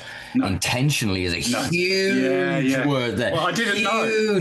Yeah, because even if it's found later that he did mislead them, but it wasn't intentional, he's already covered his bases by sticking in that safe word, intentional. Yeah. So the way we communicate now has become so prefabricated and so pre-structured that we can speak to each other and cast these spells, as it were, at each other and beguile each other. Go, this guy who's a multi-billionaire who's saying he's going to make my life better, even though every other part of it has fucked me over, when he's going to fucking make the weed legal, I'm going to be criminalised. See, then the caveat there at the bottom is free to buy it from me at whatever price I set the market at. You will not be allowed to grow your own. You'll be criminalised for possessing more than this. You will be kind of, do you know what I mean? All of the terms and conditions. It's not freedom. See, I've always maintained freedom. Yeah, I mean, this used to infuriate me. Like when I first really started getting involved in cannabis activism, and it was just the blind spot of legalize at any cost. Well, at least we're, it's that, isn't it? Well, at least we're, and it's like, oh no, can you not see like capitalism and neoliberalism? Why would it not be good everywhere, but be okay here? It always used to blow my mind. It's like, look what it's doing to our planet. Look, and even when I see like, vending machines in like California or whatever, and it's just like, it's just another thing creating mess and plastic and now I'm got a script and I see the plastic shit that I'm getting. It's just like, we're just creating more and more. But Jules, I now have $100 million company that makes bespoke packaging for the cannabis industry.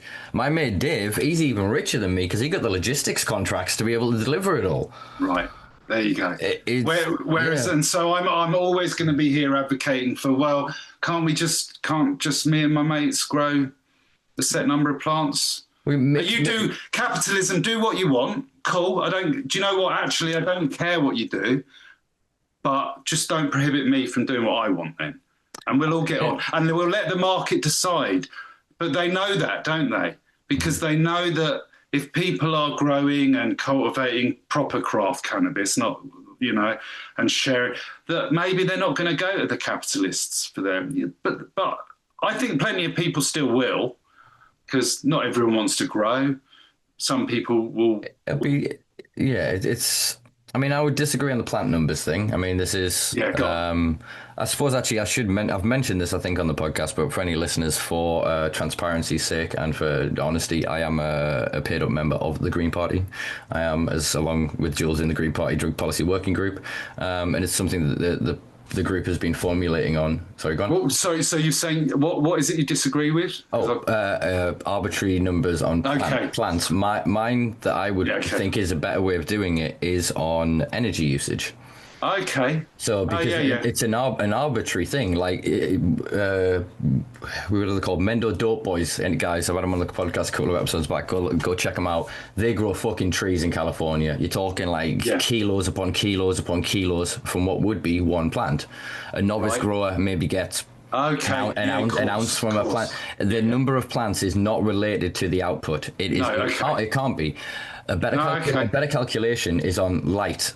So again, I wouldn't even limit space, because again, you've got to then think, how are these things enforced? My same reservation about the tobacco thing is everybody with a birth date starting after 2009 cannot buy. Everybody then with a birth date before 2008. That means that every sale for tobacco, you've now introduced a new thing. Not the Think 25, you've introduced just for tobacco, not alcohol, another thing that's legally age prohibited, but you've introduced this thing where every single consumer has to show their ID. Every time. Like, it just creates another point of bureaucracy, of intervention, of authoritarianism, of line up and wait and take your turn when there's no need to. When all that's going to do is help another, like I said, Dave with his logistics company or whatever. So that's a good point. The energy. The energy can be checked from a distance. So then you can go on the average home or whatever. You could then say, all right, we'll allow for discretionally, and then you can apply for above. Say you have 2,000 watts. Something like that. What about if I've just got an acre and I'm growing a whole bunch of weed, I'm not even using lights?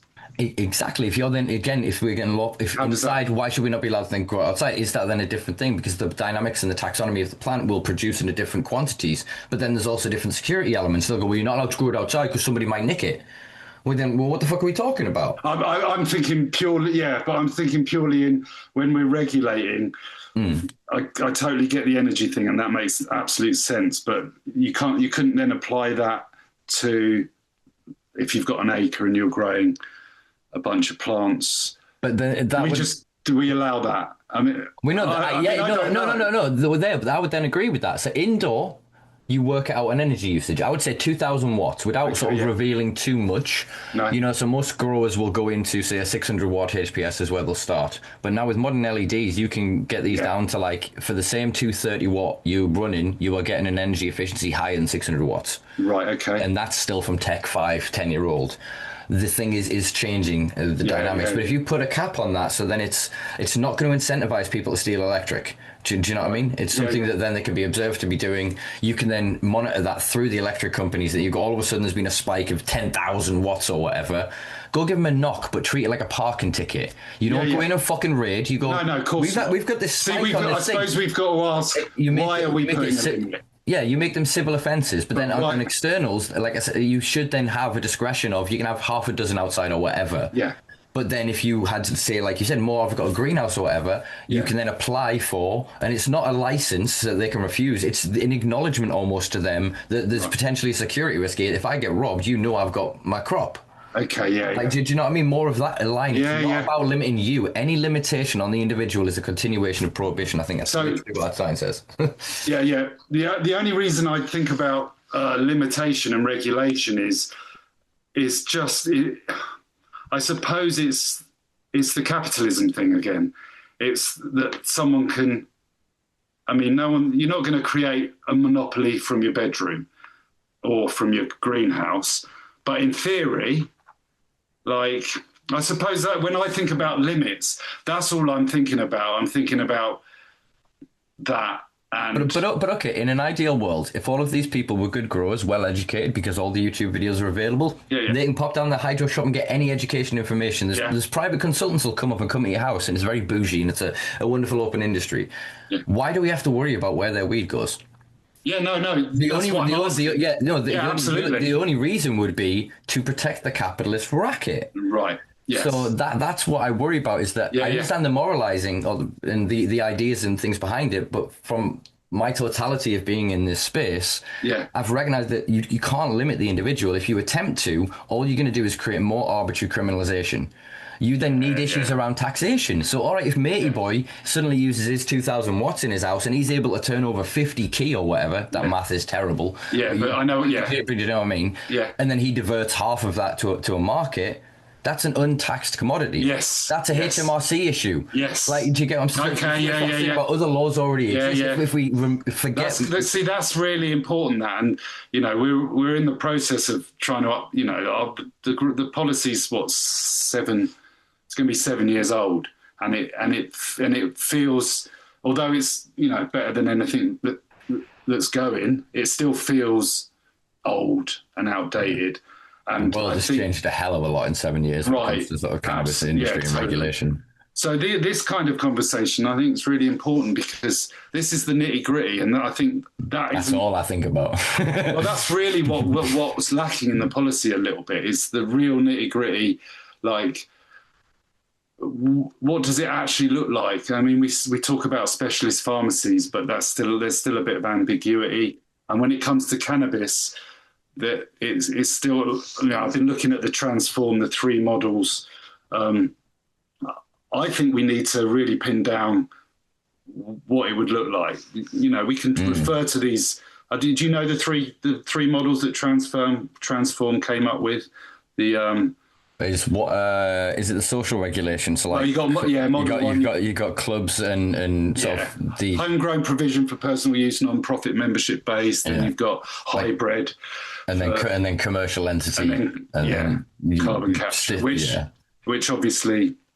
I mean, I think it's a hybrid of all, really, isn't it? Because the plant is so versatile. It's not that it's just a single drug. It's not the same as amphetamine. You can't build a house with... You can build a house with amphetamine, but Jesus Christ, you would need a lot of amphetamine and it wouldn't be watertight. No. But I thought you meant you could build a house with amphetamine if you were taking it. I mean, if you were taking it, hell, you probably could as well. But my point is that it's not just there's so much else to it. So we have to be mindful of that. And the arbitrary removing of cannabis and hemp causes a massive problem. Because what we've got in America, and I'm going to tell this anecdote again, and it is 8 years out of date. I stood on a farm in 2018 in California, and we stood on like a second floor of a room, a drying stack, pointing to a giant mound, going, "What the hell is this?"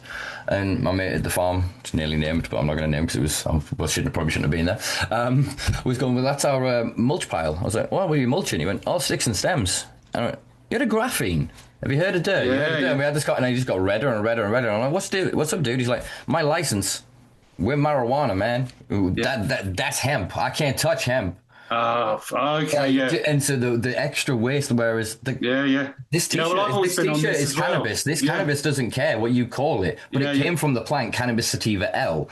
Yes. And so we have to put first that back in. Then you go, well, medical cannabis isn't a special thing. Medical cannabis is a lie.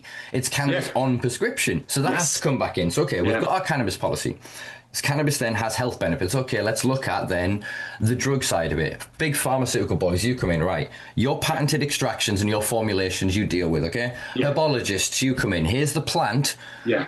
Figure out prescribed flower if people have prescribed it, but also work on a system of then wellness that isn't prescribed, that's over the counter. Okay, we've got you guys. All right, farmers, let's bring you boys in. Industrialists, petrochemical, come the fuck in. Right, this runs in all diesel engines. Figure this shit out. Right, you, plastics, boom, that... If absolutely. The policy needs all of those elements under the thing. But if you separate them out and you're left with, but just a drug into people. No, we have a part to play in that. If I grow 50 plants at home every time and I've got all my sticks and stems, there should be a decentralized space I can give that fibrous material to that could go to make biofuel. Well, I mean, that's the dream, isn't it? The dream is to have these processing, like you could have maybe 5 or 6 processing vertical integration. Plants. Yeah, it's vertical integration. I mean, not even that. The technology now is emerging and moving so fast. The decorticator back when, money, huge monster thing. Now, with a bit of government investment, and they went, all right, it's 50 million, go buy a load of these, stick one. We could, like our recycling centres, think how fast we moved that on board. That's just sort of one aspect. And then when it comes to the individual, like I said, that I will live and die the rest of my life fighting for the ubiquitous end of all cannabis-related Yeah, offences. me too. Well, me too. It does not matter what the rest of the industry looks like. Yeah. If there's any arbitrary criminalisation placed upon me as an individual, you're fucking wrong. Yeah. You're coming at me for a cabbage. In a rational world, you've just picked a plant and gone, cabbage bad, illegal. Yeah. You cabbage devil. We sell cabbage now, you buy cabbage. Yeah, totally. Like, it's that relationship needs sort of broken. So then I agree there needs to be regulation to make it palatable to the politicians, to the public, to the prohibitionists, to the people that are cannabis furious, should we call it.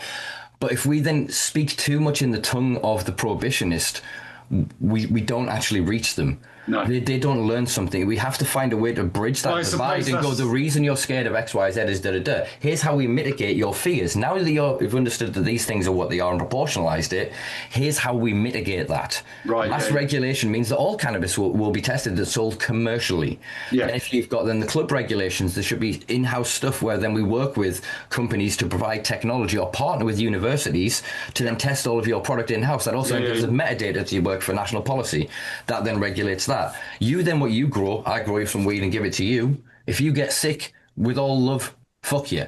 Yeah. That's how it is. If I grow a carrot and you get sick off it, like, do you know what I mean? Yeah, of course. So with this, what I was saying off the record earlier about what do we do about the farmers market? Me selling brownies on the farmers market. Well, then that's then commercial activity. So what would you need there? Public liability insurance, hygiene certificates. So you would then need to show food safety. And do I need to? I'll need some kind of way of working out the THC levels in that brownie, even though I'm just selling it on a. Through the clubs and whatever else, they would have the space and the funding to be able to provide that. Right. In my vision, you would have clubs upstairs, downstairs a harm reduction centre for all drugs, for all access of all needs, so all signposting. Back of that, there'll be a prescription lounge for patients, the vaporization only, how it built up so that it's wheelchair accessible, that the booths, all the infrastructure is designed for the multitude of people that will consume cannabis medicinally. And then the upstairs space is bespoke and, interchangeable enough to run various events and whatnot, and the whole building funds itself. The upstairs makes the most money, and it funds everything else. And the front end is free. So all testing, you bring in a product for us, we test it. We can't test it, we go to the uni, and we pay for that based on the sale. It's the 90-10 principle. Sell to the 90% who use drugs non-problematically. Use it to fund the 10%. That's what they do with alcohol, with gambling. We eventually will do that with food relationships and tax the McDonald's and corporations like that. We're starting to pull back on advertising through food, like Iceland and Lidl and things like that. They're getting a bit battered for certain things. We obviously got the sugar tax, etc. I don't necessarily agree on taxation as a mechanism of social control. No. But I do recognise the need to raise these funds. So again, I don't think we should tax the individual. Tax the fucking company and then legislate against them, putting that profit back onto us. Look at the carrier bag thing. Sorry, last point. Yeah. They were like 5 pence, and it's going to save the world. You're now paying 40 pence for those carrier bags. And where the fuck's that money going in? How many less carrier bags are we really producing? Sorry. It's that performative capitalism, that greenwashing, that... Yeah, totally. I mean, so you wouldn't have a person paying for a license to grow. Not as an individual, but they would be accountable for risk in the same way that if you were brewing alcohol, right? Okay, and there was an accident. So, what are your thoughts on the current German model? Because that's an arbitrary, isn't it? It's 3 or 12 in a house. Germany's interesting because it actually removed cannabis from the drug regulations nationally. Right, yeah. That had a massive benefit to the prescription industry. They saw a huge explosion in the number of prescribers. This led to the telemarketing, which is telemedicine as they call it, which is what we do, prescribing over Zoom like this. That got banned. So they've because when it was taken out of the drugs registry, basically the GPs could prescribe it. It went back into healthcare. If it suddenly came out of this ban thing, and there's then this infrastructure, so all the companies and everything moved into that. It's a bit back and forth with everything at the minute, as is often with German politics, to be honest with you. seem like they're holding off on the commercial trials and sales, and they're prioritizing the social clubs. The social clubs, I think, are massively limited through certain regulations. You're only allowed to join one club at a time. You're only allowed 50 grams a month. Yeah. You're not allowed to consume on site. I don't know if I haven't looked at that in a few months, so I don't know if that's changed, but you couldn't consume on site. I agree with the law as it's written, but I don't know how it's currently enacted, that you can basically smoke in public spaces as long as they are not like a playground after 7 p.m. at night, 8 p.m. at night and 7 in the morning. Right, yeah. Public consumption is something I'm for. I disagree necessarily with them the whole of the day being away. I think there should be... It's just an antisocial behaviour thing. In the same way, we say this is laws already exist. So currently in Durham, we have a public safety protection order, PSPO, which is something that police and councils enforce in various areas. So between now and up till 2028, it is unlawful to drink alcohol in a public place. Right. This doesn't mean you get raided and smashed up the first time. When somebody authority approaches you, kindly goes, don't.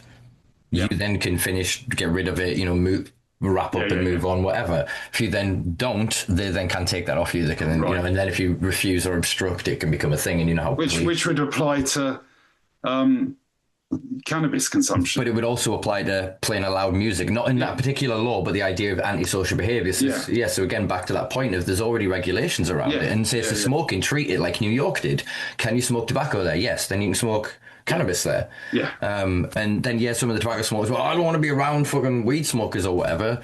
Then we look at cultural conversations around that. Conversations. Smoking area, make larger. Like the number of times I got kicked out of venues because I'm going out for a smoke and you're corralled in this smoking area and you're trying to sneak a joint, or I need to go to the cash machine, could you let me out? And then sneaking off, having a quick joint. And then coming back and getting caught because you smell of weed and I was looking in your pockets where you've been. Are you selling weed in here? Like, no, I'm just trying. And that's not even how you want to. Yeah, I mean, that's always. I hate having to do that because it's like there's no enjoyment in that, is there? Yeah, it shouldn't be that way. The same way, like, think of you're in Amsterdam and you can sit outside with your little coffee and you just watch people go back and forth. And the stigma is from the perpetuation of the stigma itself. Yes. So it's self-perpetuating. Whereas now at the park, I've got like a walking group led by a lovely older lady that when she comes round with them, when she smells me, she comes into the park to see what work I'm up to. She associates cannabis with positive community action. That's amazing. Like, I've got families that come in. There's a little boy, I nearly said the guy's name, the dad's name. I'm trying to keep up with people anonymous. He comes in, he calls me Green Man. Because my high vis hanging off me. I joke with his dad because obviously I'm usually stood smoking a joint. And he's not bothered. No people are not bothered by the cannabis consumption there. They start to identify it as a positive thing. Like R420 raised £600 that it should donate to Elva Green to buy new plants and to fund the garden. Like, this is association to play. Yeah, exactly. People have such bad associations to it. They're like. Yeah, so I worry about hiding away behind closed doors in the i.e. the Barcelona model, i.e. the more limited German model. Malta, slightly better, but in terms of German's implementation, like I said, arbitrary limitations will never work. It's the same issue I've got with this proposal for a pilot scheme in the UK. You are not observing in a longitudinal study what is. You are defining an outcome. What's this? Data in.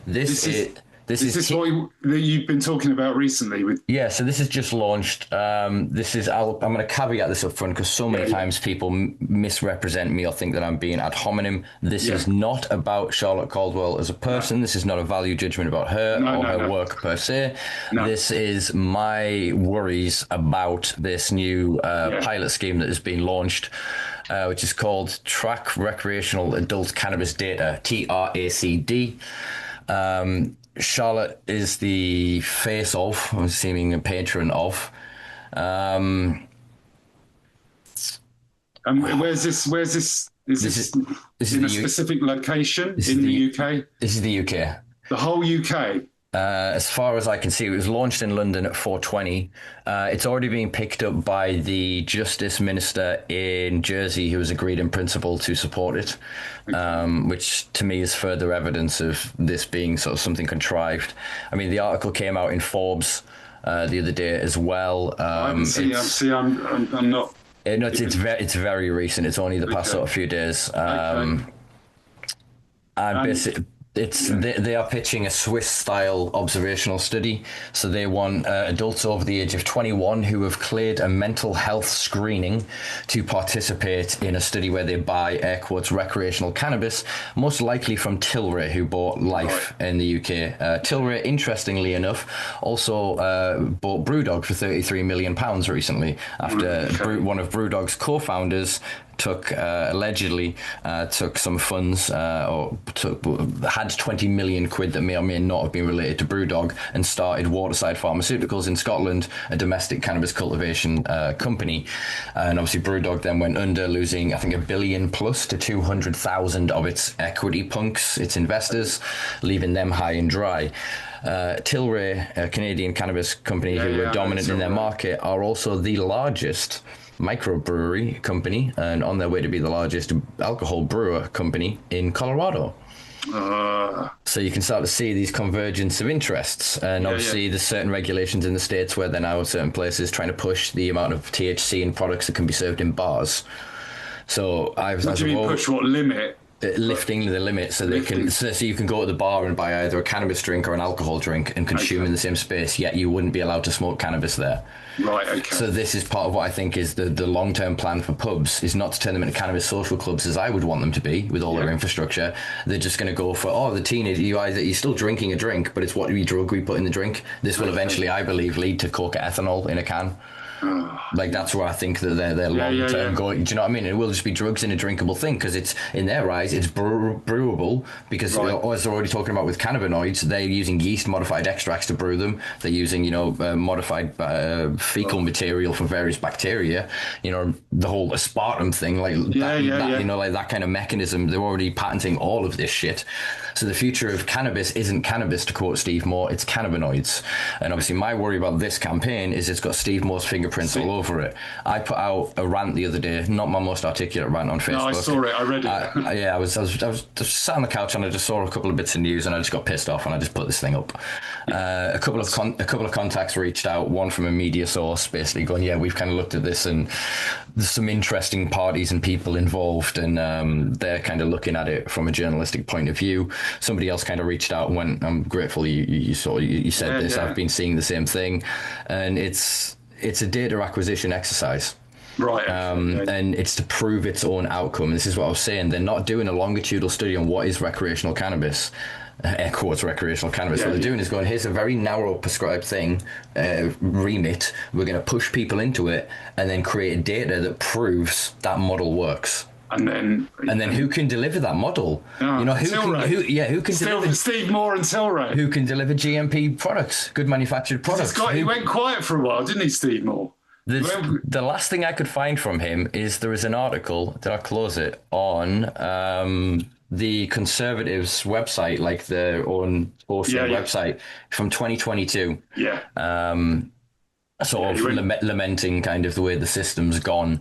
You see him kicking off on X, he's still quite active and whatnot, but obviously he runs the Associated Cannabinoids Industry, the ACI, the CMC, I think he's still at that, which is the Centre for Medicinal Cannabis, and there's another new one. Guys, you'll have to go back to see Kevin's episode. We discussed this other entity that my brain is skipping right now, but he's still got fingers in pies, basically. He's alleged to have done an incredible amount of damage via the FSA to the CBD industry, eradicating hundreds of businesses and potentially thousands of jobs. What is that to do with with the wellness industry around CBD? So the non-prescribed. Basically the restrictions that were then applied working with the FSA and to get a certain vessel of individuals and companies registered. Again, Kevin Jones doing some amazing work. I think he's like 4 years deep in his investigation. But there's an incredible amount of fuckery that's gone on there. I feel that this is, as is a lot of modern academia, is a pre-described or a predetermined outcome created via the structure of its own study. Whereas what I would wish to do is to create a longitudinal study where you sign up people as is. Yeah. You create honesty, transparency, and legal protection for them. Well, this just sounds like it's serving. This just sounds like serving capital. 100%, because otherwise, if you're not observing what is, you could then go like, oh, so I've heard people dance and shit, right? And so, all right, there's all these people dancing. I don't know the dancing. Let's do a study on dancing. All right, right. I think dancing is this. So, all right, get everyone that can do that, and do you know what I mean? And bring them in and go, 90% of these people can't even dance. Yeah. This is what dance, because it's what you've defined the thing to be. And that means you're never going to get the data on the thing. If we could actually do a longitudinal study and just observe people, long-term outcomes, where the money goes, where everything happens, and then take that data forward. I wanted to do that. But I wanted to do that early doors. I wanted to but yeah, academia doesn't. I've got a mechanism. As I think I mentioned months ago on the podcast when I was saying about wanting to be more involved in the group, but just being so busy with the fucking council and everything. It's there's a model that I've been quietly working on with a few academics that could work under current Home Office licensing. If it were backed by a rising political entity, I think would gain some traction. And it's a way of basically providing lawful access while creating that anonymized data for a longitudinal study. Oh wow, I'd be interested in hearing more about that, because I've got, like I said, when I'm saying off the record, like the two companies are registered, and it just so happened that because I've been at war with the council for 2 years, this is where my efforts have been. But quietly, the thing is there. We just need to start formalizing it into something workable, and it's something that is you can put anywhere. There's no qualitative data. It's and it's so hard to. Yeah, there just isn't any. I mean, how can we know anything without any actual data of what people are doing, what people have been doing, how, like you say, how people move through the world using it? There's just nothing.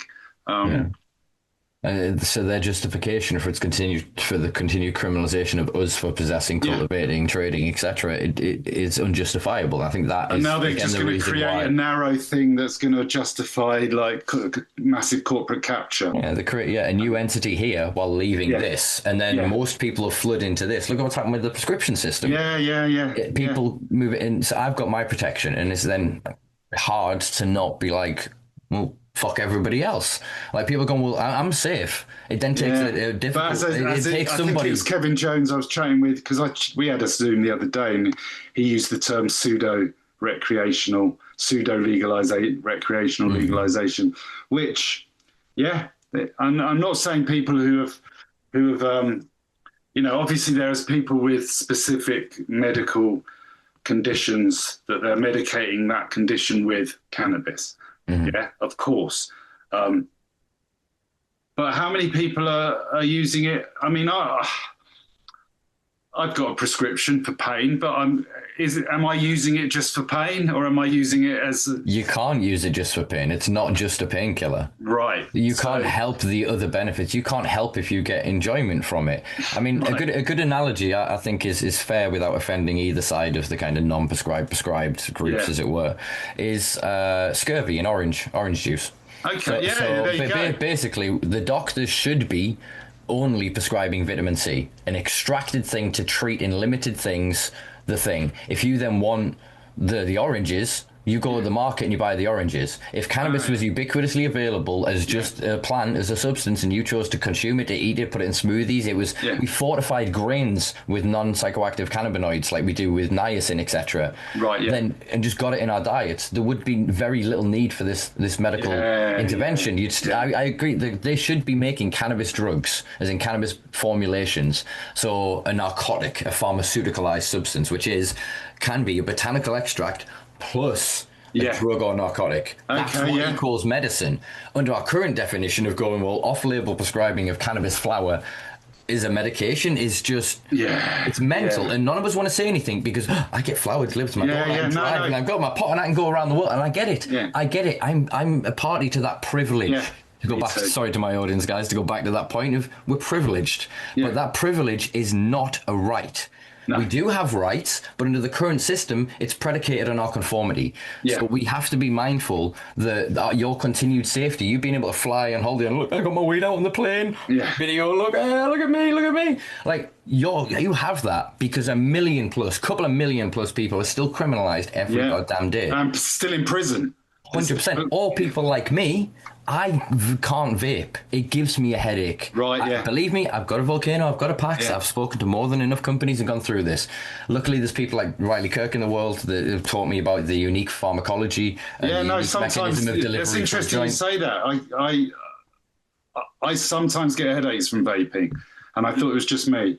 But I've got a Pax 3. Not always, but there will be times when I'll just be like, oh, it's giving me a headache. It does not relieve the symptoms I use cannabis for. So but I have to carry a vape in the car to be lawful. I can't smoke. Yeah, as you everyone has seen on the podcast, I smoke constantly, and I'm ingesting it at my own rate. Yeah. And this is something actually I'm going to bring up in the group because this really has to be a Green Party position. Yeah, go on. Currently in the UK, there is only one consumption method of every single narcotic available, every scheduled drug that is unlawful.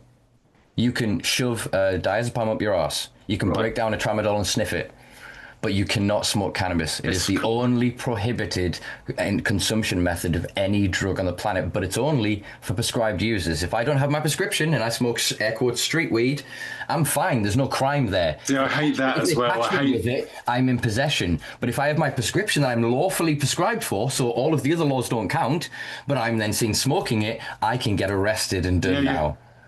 This is a fucking absurdity. That's the first thing that frustrated me because I didn't know when I got my script and I'm reading and it's like stated that this is medical cannabis is different to street cannabis, and I'm just like, what kind of crazy double speak is this? Yeah. But like you said, if it was an actual pharmaceutical, you could make that claim. This isn't, this is that, and this contains this, but most other drugs, other than say insulin, an inhaler, and a few other treatments like that, the vast majority of modern pharmacology under the current healthcare paradigm that we live under is structured dosage. So your SSRI or whatever, take two times a day with food. And you build that into a routine and whatever. Like most drugs have that into them. So then if you abuse that, that's not a criminal offence then. What happens is your doctor will go, oh, you're abusing this. And within the healthcare remit go, we need to help you. They're not going to ring the police and go, he fucking sniffed his Valiant. You know what I mean? They're not going to do that. No. They might then choose to try and titrate you down from it, but they have a legal duty of care to not then leave you cold fucking turkey. They have to deal with it properly. And so it's what I was saying about, again, all of these peripheral systems. But I think it, as part of the Green Party's position against this smoke-free generation, the creation of a new cartel into the future, the nicotine cartel bosses that are selling to the youngins who become then, I'm a 45-year-old, but I can't smoke, but that 46-year-old smoking. Like that that's going to be mad, isn't it? Yeah, that's just as part of that, and I've mentioned this to my That's why it's absurd, isn't it? Because the 46-year-old's he's just going to roll a cigarette for the 45-year-old if he wants it. I mean, what's going to happen then? Yeah, if you're sat on a bench, two 40-year-olds, and he goes, leaves twos on that, and we're smoking a joint that's got tobacco and cannabis in, and the cannabis at this point is completely lawful or whatever, and the cops come up and go, show us your IDs, lads. Yeah. There's tobacco in that joint. Let's take the joint apart. Sorry, it's absurd. And I think that's part of challenging this smoke-free generation is that language is too ambiguous. It's too definitive in some ways, but ambiguous in others. Like, I'm going to fight for my right to smoke cannabis. I may know that it's bad for my lungs, but we also know that the emergent science says it's not comorbid in COPD. It's not comorbid in lung cancer. There are anti-tumoral, antibacterial, anti-inflammatory properties of cannabis, but it also helps protect the lining of the lungs. It's a bronchial dilator, so it helps the lungs work when you're breathing it in. It's even showing in metadata abstractions that when cannabis is smoked with tobacco, it reduces the overall risk of the negatives of tobacco consumption. So it's not settled science. And anyway, it's my choice. It's my choice. Exactly. I'm not going to blow the smoke in somebody's face. I know I can't smoke in a taxi or whatever. And actually, if I'm out and I try not to inappropriately smoke it. Because, if someone might not like the smell, and that's a fair enough comment. I'm not going to But antagonise that's a fair that. courtesy. You don't need. Right. We This don't is need a courtesy. we don't need a law around that per se. We need a change. The laws already exist. We need to sort our society out so that people understand. And I can show a test case for this. The people that come to our park, that come just to smoke, because we have an effective amnesty in the park, that if you come and smoke weed in Durham, you smoke it there, you're going to be left alone. You're right. And so the behaviour of people around the reduced littering, around people being protective of even the plants. Yeah. Like, I only had to tell 2 people off for sitting in flower beds at our last event. Because they could see it, they could understand it, they knew the relationship between the park and the event and how the communities ran. They knew it was ran by one of them. Yeah. You know what I mean? So they have this growing respect for it. Again, think of Amsterdam. Other than the tourists, the fucking locals are just riding your bike and you're getting some pastry and then you're going and having a quiet joint for lunch and then you're going back to work or whatever. Yeah, yeah. There's no like rah and rah about it. That behaviour exists. Look, another one, festivals. Yeah. Look at the crime spikes around festivals. You reduce this behaviour in society, boisterousness or whatever, and you go, okay, you pay $1,000 and you get your bell tent and whatever, and you can go act. The number of sexual assaults that go on, the number of thefts, the number of... Because people suddenly feel they're free to, they're allowed to. If I can take drugs in here and there's not really that many consequences, even though you'll destroy my life if I get caught bringing them in. Yeah. It's what you're teaching those kids. Yeah, we're all children, back to that, doesn't it? We're all still just fucking children getting older, and you can't just suddenly go, well, I'm an old man and I get to decide for them. Like, shut the fuck up. You can't see your blind spots. You can't even have the hubris to recognize the humility to recognize. And we're always going to be when we've got a system, a neoliberal system that's we're always going to be on the back foot, and we're always going to be using sticky plasters to try and solve like deep-rooted issues that we're never going to solve them this way. We're never going to solve them under capitalism or neoliberalism. It doesn't have the answers, and that's the same for drugs or cannabis, or it's. Yeah, it's not going to provide us with solutions. It's like what you're doing. It's community-based initiatives. It's starting communicating with young people. And that was always frustrated me as a teacher. It's like, I want to communicate with these young people about drugs. Yeah, and don't bullshit them. Yeah, there's, you can have good times on drugs. You can have bad times. Like even just simple conversations like that. You can't even do that. You can't even be honest with children and young people because of prohibition. So straight away we're leaving them vulnerable. It's the same thing we had around sort of sex conversations for years. No, we didn't talk to kids about sex, and then you ended up with an explosion of teenage pregnancies. Don't talk about it. Let's give them condoms and go, if you are going to fuck, maybe you don't want a kid at 16. Right. It's exactly the same. It's fucked. It really is. And for me, that's a huge thing. Not being able to have conversation.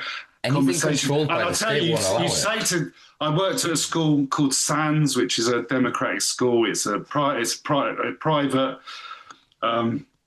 It's a very privileged space, but it's got some amazing ideas. And whenever I talked, I never got round to it. I was only there 2 years, but I was saying to the young people, I'd like to have a proper conversation with you about drugs and they're like so hungry for it. They're like so want like an adult, not just the come in and just say no. Swing the chair back. Hey, what's up, guys? Well, yeah, like just because young people will experiment and we're failing them all the time. We're just failing. We're failing them by not being honest with them and not sitting them down and saying, here's the risks. But actually, yeah, there's a reason why people experiment with drugs, because people are looking for something, want to experience pleasure, want to experience different this, that, and the other. And that's okay. And I think that's the moralistic, puritanical thing won't even go there. Won't even go there. What about our autonomy to like take some mushrooms and look at the fucking clouds for 6 hours? Yeah, not consume anything, not buy anything, just like you're in public. Oh. Right. And that's a big problem we got, isn't it? That's a big problem that. Yeah, I think part of it is it's maybe a crude analogy, but education around masturbation. Yeah. Yeah.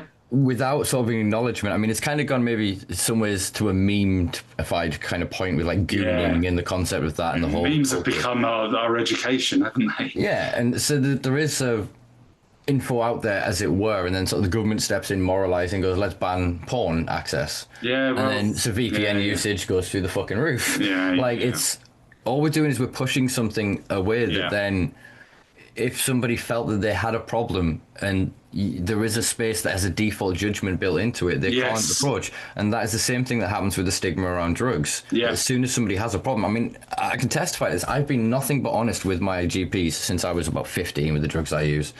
The shit that is on my records, the callous way that they've spoken to each other in, well, like, cause I've got my fucking records, you know what I mean? The huge folders, there's like two giant folders. And I've got all the notes showcasing it, and I have drug-seeking behavior, allegedly. Drug-seeking behavior. Like, I did a whole thing I was on Victoria Derbyshire show in the BBC talking about like LSD and shit like that. I've done what I do around cannabis and everything. And like, still, there is nothing in the NHS coding system for drug use. If you tell your doctor about drug use, they will put drug abuse. The NHS does not recognise. It's mad, isn't it? Positive or neutral use. Positive drug stories. Yeah. And so those kids going and saying, "Oh my God, we can talk about this." It's because the monolith of adults. One of them is they're hungry. They're so they so want to know. They want to know more the things you don't want to tell them than they do the things you want to. You go, I don't give a fuck about Archimedes, mate. So Pythagoras can suck me dick. Why is it that X, Y, Z?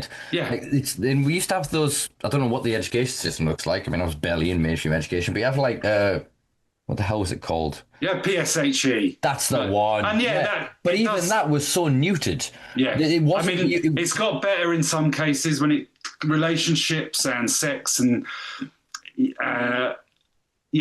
a lot of positives in there that have come in, but still drugs is still a drugs. That's where drugs should be present. Yeah. Oh, absolutely.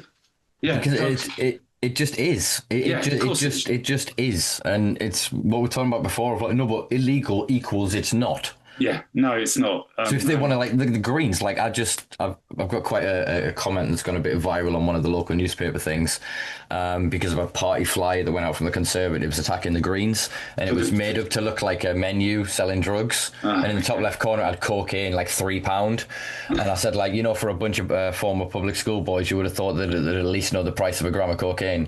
Brilliant.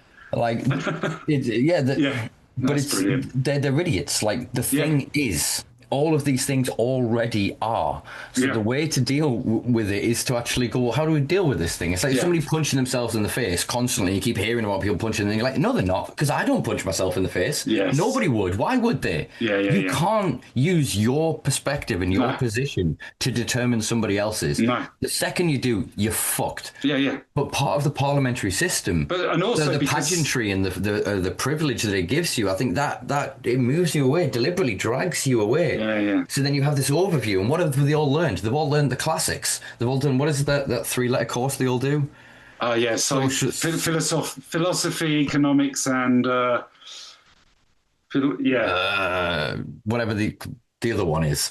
But they all learn the same sort of shit, and they all learn rhetoric and all this bollocks and this performance, and it's all bullshit. It's the same thing going round. And so, like, I'm now approaching 40, and I still feel like I'm that kid in that classroom waiting for an adult to tell me the fucking truth. Do you know what I mean? This is it. I know. Maybe that's. I mean, to bring it back around to like the Greens. Maybe that's. I think something has resonated. A chord has struck, and what sticks out most to me is there seems to be a lot of voices that recognise the bullshit of the Labour Party and the whole the Greens. They want everyone will be selling crack in playgrounds or whatever. There seems to be a bigger recognition that that's not what's happening here. It's like, this is harm reduction. This is trying to look at a problem that isn't being solved by how it's been attempted to be solved, and we need to address it differently. And until we have a change in policy, again, we can't. I can't, as a teacher, even hint at anything, because I'd be struck off. I could in that school, because that was a different space. But in state school, I can't say anything. I can sometimes, in a geography lesson, when I'm talking about climate change, write hemp on the board, and then they can scurry away and search it in their own. I can do something like that, but that's all I can do, and I do that often. But I can't talk about like even saying something like MDMA you treat it respectfully and you take it carefully. Yeah, you can have a lot of fun with it when you get to the age once your mind's developed. Maybe if we were honest with young people and we said, like, you don't really want to take LSD while your mind's forming because of X, Y, and Z. But once you hit this age, whether that's true or not, I'm just saying. Deferred. No, there's something brilliant in that, in the way of, and I've never really thought of it. It's deferred gratification. Yeah, we've learned time and time again that the human brain will actually prefer to put something off in a way to gain then the maximum enjoyment of it. The reason that kids, and I did the same fucking thing, and I've only just thought about this. When I was young and I went and took that drug in front of me, I don't, like, the first time I took mescaline powder, I was like, I don't know when the hell I'm going to get this again. I was already on loads of other drugs, but I went, I'm taking it because I don't know when I'm going to get the chance to take it again. Okay. If I knew that I could just on a random Tuesday go and buy mescaline and go to a place set up for it. Yeah.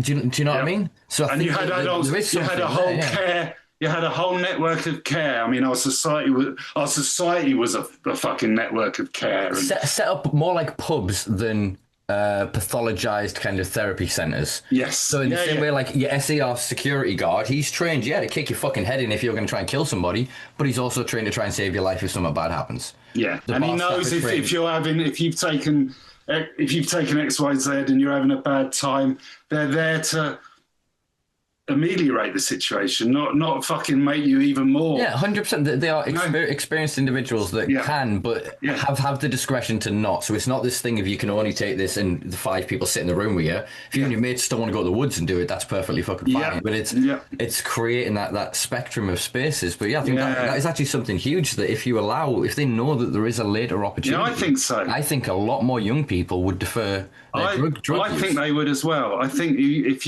it was transparent, honesty, a substance like LSD, you don't just take it lightly. You're changing your brain chemistry.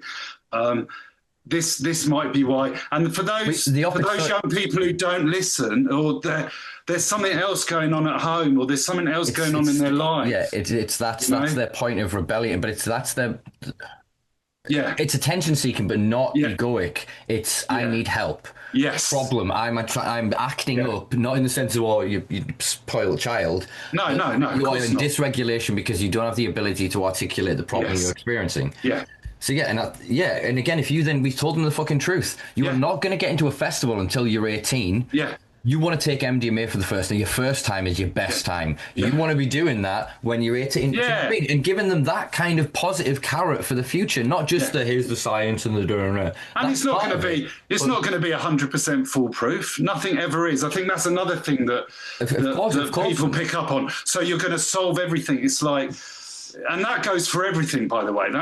There's always this, especially like from the right, it'll come in. It's like there's never a claim that socialism, for instance, suddenly everything's going to be it's never about, you're never going to solve everything overnight, but there's certain things we can do that can put us on a path to making the world a better place, to making the world a safer place for young people, for instance. And being able to speak honestly about drugs to them is one thing, and we can't do that until we have some kind of policy reform that then protects educators like me or special educators coming in. It might not be the teacher, but it would be more than the just say no crew or the what's it called? I should remember Frank. Talk to Frank. Which is what is that? What even is that? Well, it's as simple as if you are not educating your children on drugs, the street is educating your children on drugs. And who are they likely to then interact with that? There's somebody that's maybe got a vested or financial interest in somebody taking drugs. Yes. Like, it's, and again, then your only other education you're going to get is from other drug users, from the limited perspective of their prism, of their perception, but they're going to speak it in a way that they sound like authorities. Yes. So you're not actually, all you're going to have is, I've got 100 opinions, but no idea what this drug is. Yeah. So how can you make an informed choice? Yeah. There are Eridwin and sites like that and resources that, again, the youngins are pretty fucking smart. They are internet versed. So I would say they're making some smart decisions, but we're still stuck on the thing of going, young people taking drugs. Yeah. We've always taken fucking drugs. Yeah. Always. We've got to get over that. That's to me number one. We've got to get over this concept that, and this comes back to the puritanical thing, and I think Starmer is like some vision of this. I don't know what his vision is, because he doesn't actually seem to have a vision like this, but that we could get to a place where people will never take drugs, or even if that would that even be a desirable place to be anyway? What it's that old chestnut, isn't it? To take all your music and all your art, and it's all been created by people on drugs. Frankenstein, Mary Shelley. I mean, we can pluck examples all over the place. It's just an absurdity, really, and it's actually irrational to think that you could, even if you wanted to, stop people having relationships with all these plants that affect our consciousness. And some have dangers, and the dangers aren't just the plant. The dangers are the plant being taken in context, and all these nuances that we need to sort this out. We're still, I suppose that's why I'm still engaged. And that's what drew me into the Green Party was, I think it's such a pivotal, fundamental issue, policy. To me, and I know to other people who are involved in the drug policy, that's what we think of it as. We think of it as it's right there at the centre of everything. It's really is culturally right there. It's so important. It's not a niche, and I'm hoping that. For years, I think even within the Green Party, we've had to shout to other members in the party how important this is. And it's like, I'm hoping that what's happened now is at least even within the party, people are coming, it's being talked about and it's being accepted as the important policy that it is, and not just a little niche thing that, isn't that a novelty? The Green Party want to legalise, want people smoking weed or whatever. It's like, what's to do the Green? Yeah, it's bigger than that, isn't it? It's fundamental.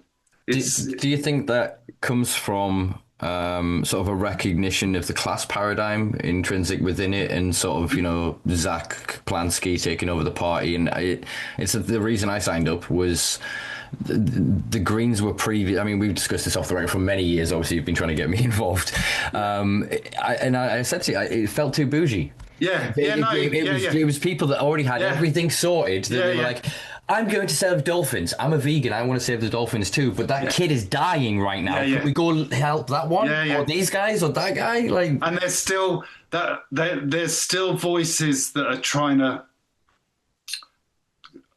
I suppose, say that about the Greens, and I understand where that's come from, and there is still a diversity problem as well, and that's a class and a race. I don't like ethnicity, but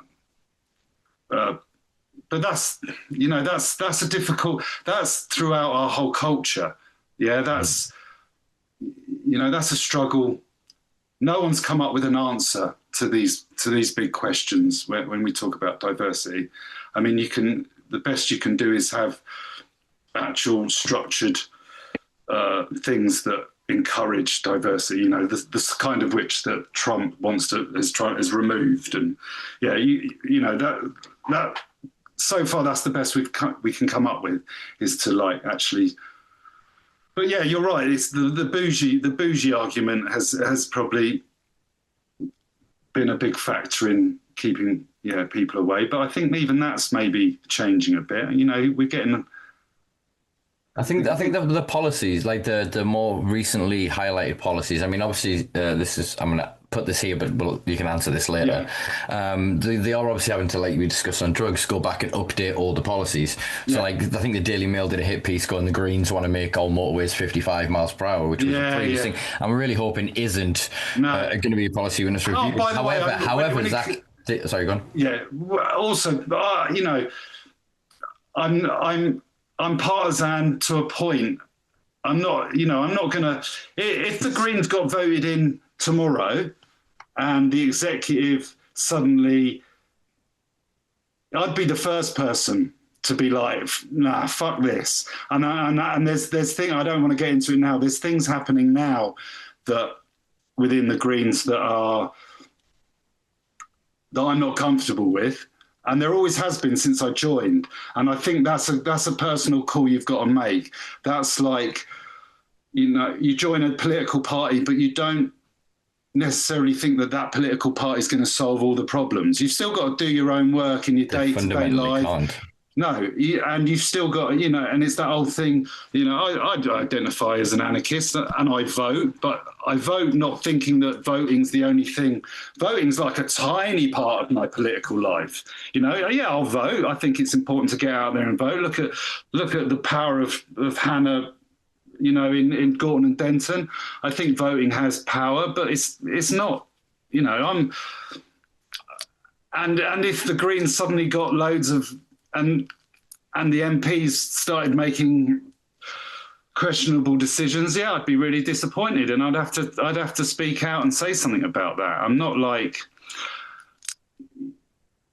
blindly loyal to this political entity. I think that's something that is changed with this new generation of Greens. It seems more honest and more open. Yeah. Whereas it felt like the Greens of old, no offense to any of the previous leadership, was trying to dress and act and perform in the same way the other neoliberal parties were, going, this is the way to respectability. Yes. Whereas I feel like the modern Greens have gone, I hope so. These guys have courted like 30% of the vote. There's 70% of these people that are fucking angry as hell. Of that 30%, at least half of them don't want to really be there. They're voting for the least worst option. So, and we have got a polarisation, but, you know, the polarisation was inevitable. If the right polarises, you're going to have some kind of resistance to that on the left. And that will look like polarisation as well. It's yin and yang. It's action, reaction. It's thermodynamics. And I know there's lots of, you know, when I started this PhD, my supervisors said, one of the first things they said to me is, there's always going to be someone more radical than you. And that, you know, that resonated because, and I see it now, there's people in the Greens who are, and I'm glad they are, by the way. I wouldn't not want them there, who, you know, there's certain things that the Greens have done recently, and that's it. I'm done with them.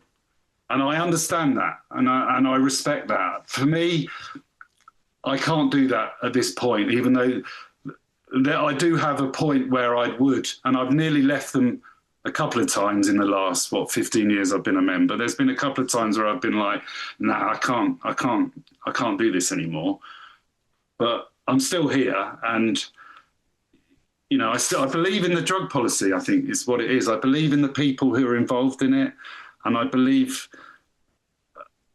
And if we can get some, if it can get some traction, cool. And even if like a bigger party even if the Labour Party suddenly turned around tomorrow and stole the policy, I'd be gutted. But, you know, if it's for the greater good and if it's going to change culture and society, and then cool. I don't, you know, I'm not like, So I'm partisan when I feel I need to be. But yeah, it's a complicated. I think anyone has a complicated relationship with a political party. If you want to stick to your ethical base and not compromise. I mean, I'm not sure I could actually become a politician because of that. I mean, I don't know. I don't know if Zach Polanski has compromised himself yet. I know there's people who would argue with that.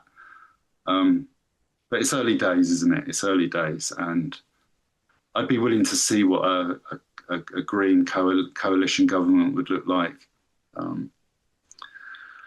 probably still be here shouting about drug policy reform. I don't know. We'll see, but just stick with it for now. I think that's a realistic perspective and one that I share. Yeah. I'm not here for all green policies at all. It's not to say that I'm against many. No. Or, I have some issues with some, but like I say, quite a lot of them are just all the policies. Like, I believe that as the technology improves and everything else, that vehicles should be getting faster and safer. The issue isn't the vehicles. The issue is the roads. If we invest in the network, we can do... I own a car that has the potential to do 100 miles an hour on some back roads perfectly safely. Right. Okay. Yeah. Like, do you know what I'm saying? So we have to again align those things. It's going, no drugs. Nobody does drugs. We ban speeding, so nobody speeds. Shut the fuck up. Yeah. Like, do you know what I mean? Like, it's so we have to be real with it. The other one is that was mentioned specifically in a newspaper article the other day that worries me is the Green stance on abolishing the monarchy. And I know that is to some people an exceptionally radical position, but to me it's just a rational proposition. Like, we have to destroy the idea of supremacy. If a generational hierarchy, well, my blood is better than yours. Oh yeah, well, like that is so intrinsic into the thing. Forget the economics of it. I thought the Greens were for abolishing. They are, but there was an article released the other day that said that Zach Balansky has sort of admitted that some of the policies are outdated and need updating, and the three that were listed was motorways 55, abolishing the monarchy. Okay. And clearly something I didn't care too much about because I haven't remembered it. But they were just, I don't know that they are one. See, I still don't say, I still struggle saying we. I've been a member of the Green Party for 15 years. And that shows my own kind of reticence, I suppose, is that it's also a recognition of the reality that you can belong, but you are not. So it's as James O'Brien popularised like that term of footballification. It's you have something in you that is clearly mindful of, I'm not just going to, green, why? Because it's not red, not blue, not blue. Yes, I know it's a struggle. So I still say they. Or that I still talk about the Green Party in the third person. I will say I probably would use we when I'm talking with other people who are part of the working group, because we're doing this. But there's still a sense that we're quite all right. I mean, when I first got involved in the policy, it was Shane Collins who basically said just do it. Just you're a member of the Green Party. Just do the drug policy then. And I think that's the beauty of the party. And people coming in now, it's very much like, well, if there's work that needs doing and you can see that work needs doing, get to work. And hopefully there'll be others who will join you, who will do the work, who make the labour, easier. But it kind of is a bit of a DIY thing. And hopefully it'll stay that bottom up. You never know with power. You just, I never count my chickens when it comes to power and how power affects people. Already it's, in a drug policy working group, when there's just like 8 or 9 of you, it's very manageable. Suddenly there's 50 of you. It's like, this is something altogether different. None of us becomes a committee, or so there's then dynamics and politics and subculture. You need different tools to manage this. It's like we're gonna be having an AGM vote in a couple of months about who's going to be the secretary, who's going to be the co-convener. Suddenly, it feels like a very different vote than it did when you kind of knew, I'm voting for them because I know them. We're working together on this. Yeah, or I like their policy over their policy. Yeah, suddenly there's 50 sort of fractional and so that should be interesting to see how that pans out. So when can the public sort of expect kind of a finalised Green Party drug policy, do we think? And you mean a new updated one? An updated one, yeah. Well, it won't be. And we're looking at 2029, aren't we, for the general election? Yeah. Yes. Which is 2.5 years. They'll push it as far. They'll push it right to the limit. I can't see how. Wait, didn't we amend it not that long ago? It can go to a 5-year term. So it's a 5-year term. So it could be 2030. Oh, really? Oh, okay. Because they came into power. Was it 25 last year? Was it last year they came in? Last May? Last year? It was last May, because our locals were the same elections as the national elections, and we've only had reform for a year.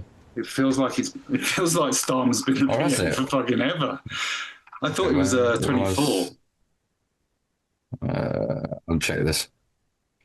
Well, while you're checking that, to answer your question. No, it was 24. You were correct. Yeah, okay, so it's 2026. That's what I've done. I fucked up. Right. There we go. Yeah. So 29. So we really want to have an updated policy within time to campaign on that policy before the general election. So we had a meeting the other night looking at it's the appetite as well to update the policy. It's quite labour intensive. Yeah, and this is volunteers, isn't it? If we start now and we put the work in, I'd say 18 months for completely updated policy that's taking, but the appetite's got to be there within the group, and I'm not sure it is. It's got to be so. First of all, you've got to sell it to the working group, and then the working group then goes out to the party, and then. So that's where we're at the moment. I mean, discussions are quite active in various subgroups. Yeah, as you know, you see that in the WhatsApp groups. There's constant activity, and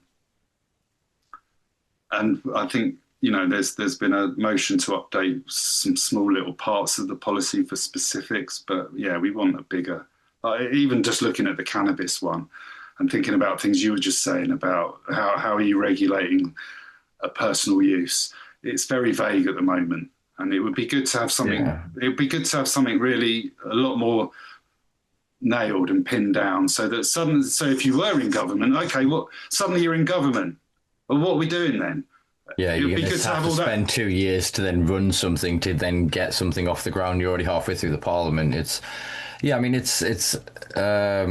we have something more, something that's a lot more pinned down, and like you could get in government and it's like, well, here's a blueprint. Transform, call it a blueprint. I think Transform are a good organisation who've done a lot of work around that. And I think I think a lot of it is correlating the information, and it's kind of running it through the right minds of people that can adapt that to the modern age while keeping a wider scope as possible. Yes. I mean, it's something like, as I said when I mentioned it months ago, the reason I think I brought it up was saying how I want to be involved in writing of the cannabis policy, but obviously everything's a bit manic. I'm hoping with things that are going on with the lawyers at the minute, that is something that I would like to be involved with.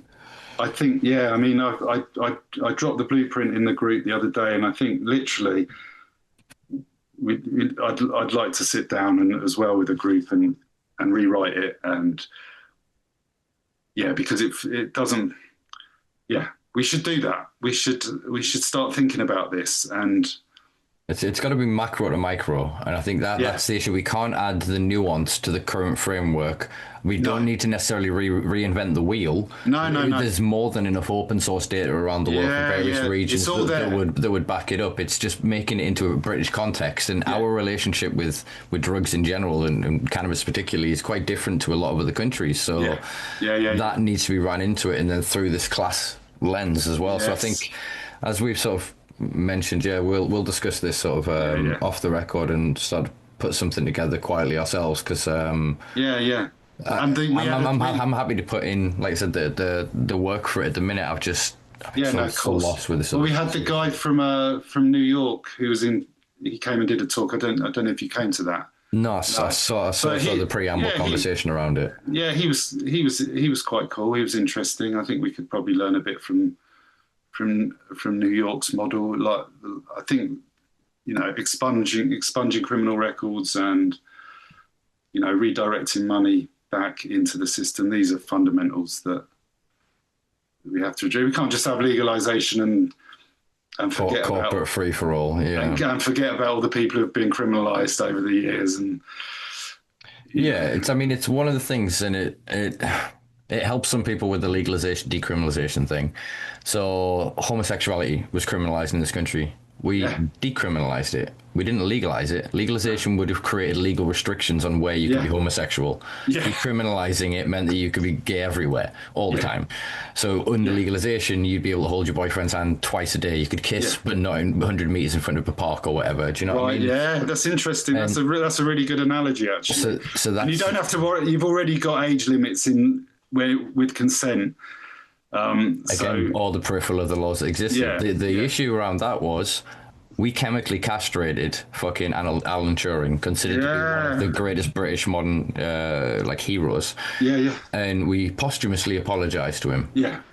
We cannot allow there to be a change of something under the guise of justice and then to go decades before an apology and any steps towards acknowledgement and fixing if that goes ahead. And I think that, as we've kind of alluded to throughout the entirety of this, is separating the thing from the law. That if it is that you drink alcohol, even if you don't have the right to restrict the behaviors of others, because I don't want to restrict your behavior. Do you know what I mean? Some people do some weird shit according to my worldview, you know what I mean? But bless them, they're human, they're entitled to it. You do you, I do me. You come and go at me about my thing, believe me, I'm going to say your thing's shit. And this is, even if I don't believe it is, but that's just human nature. And this is also in the context of an education system that's educating and, you know, like even teaching about consent. You know, we don't really, you know, we're getting better at it, but it's, you know, we still haven't really. You're still putting condoms on cucumbers. I mean, you should, but you're not talking about like sexting and dick pics and revenge porn, and that's still all. And the subtleties of consent as well. You know, yes doesn't necessly mean consent. A yes can be withdrawn. Like, all these things. There's so much more of a nuance. So when it's you do you, I'll do me, and it's in the context of a caring society with a good education system and a well-adjusted society. A well-adjusted society. We have to make the argument. You could sell heroin in every street corner in a well-adjusted society, and addiction levels would be low. It's the substance is not the problem. The access isn't the problem. It might be the problem when you're trying to give it up, for example. Again, why some people find tobacco harder to give up than opioids. Maybe part of that is, well, tobacco sold at every corner. You can go and ask your mate, is tobacco, get some tobacco. Whereas if you're in a problematic group of people that be users, that guy's not going to share his bag with you. No.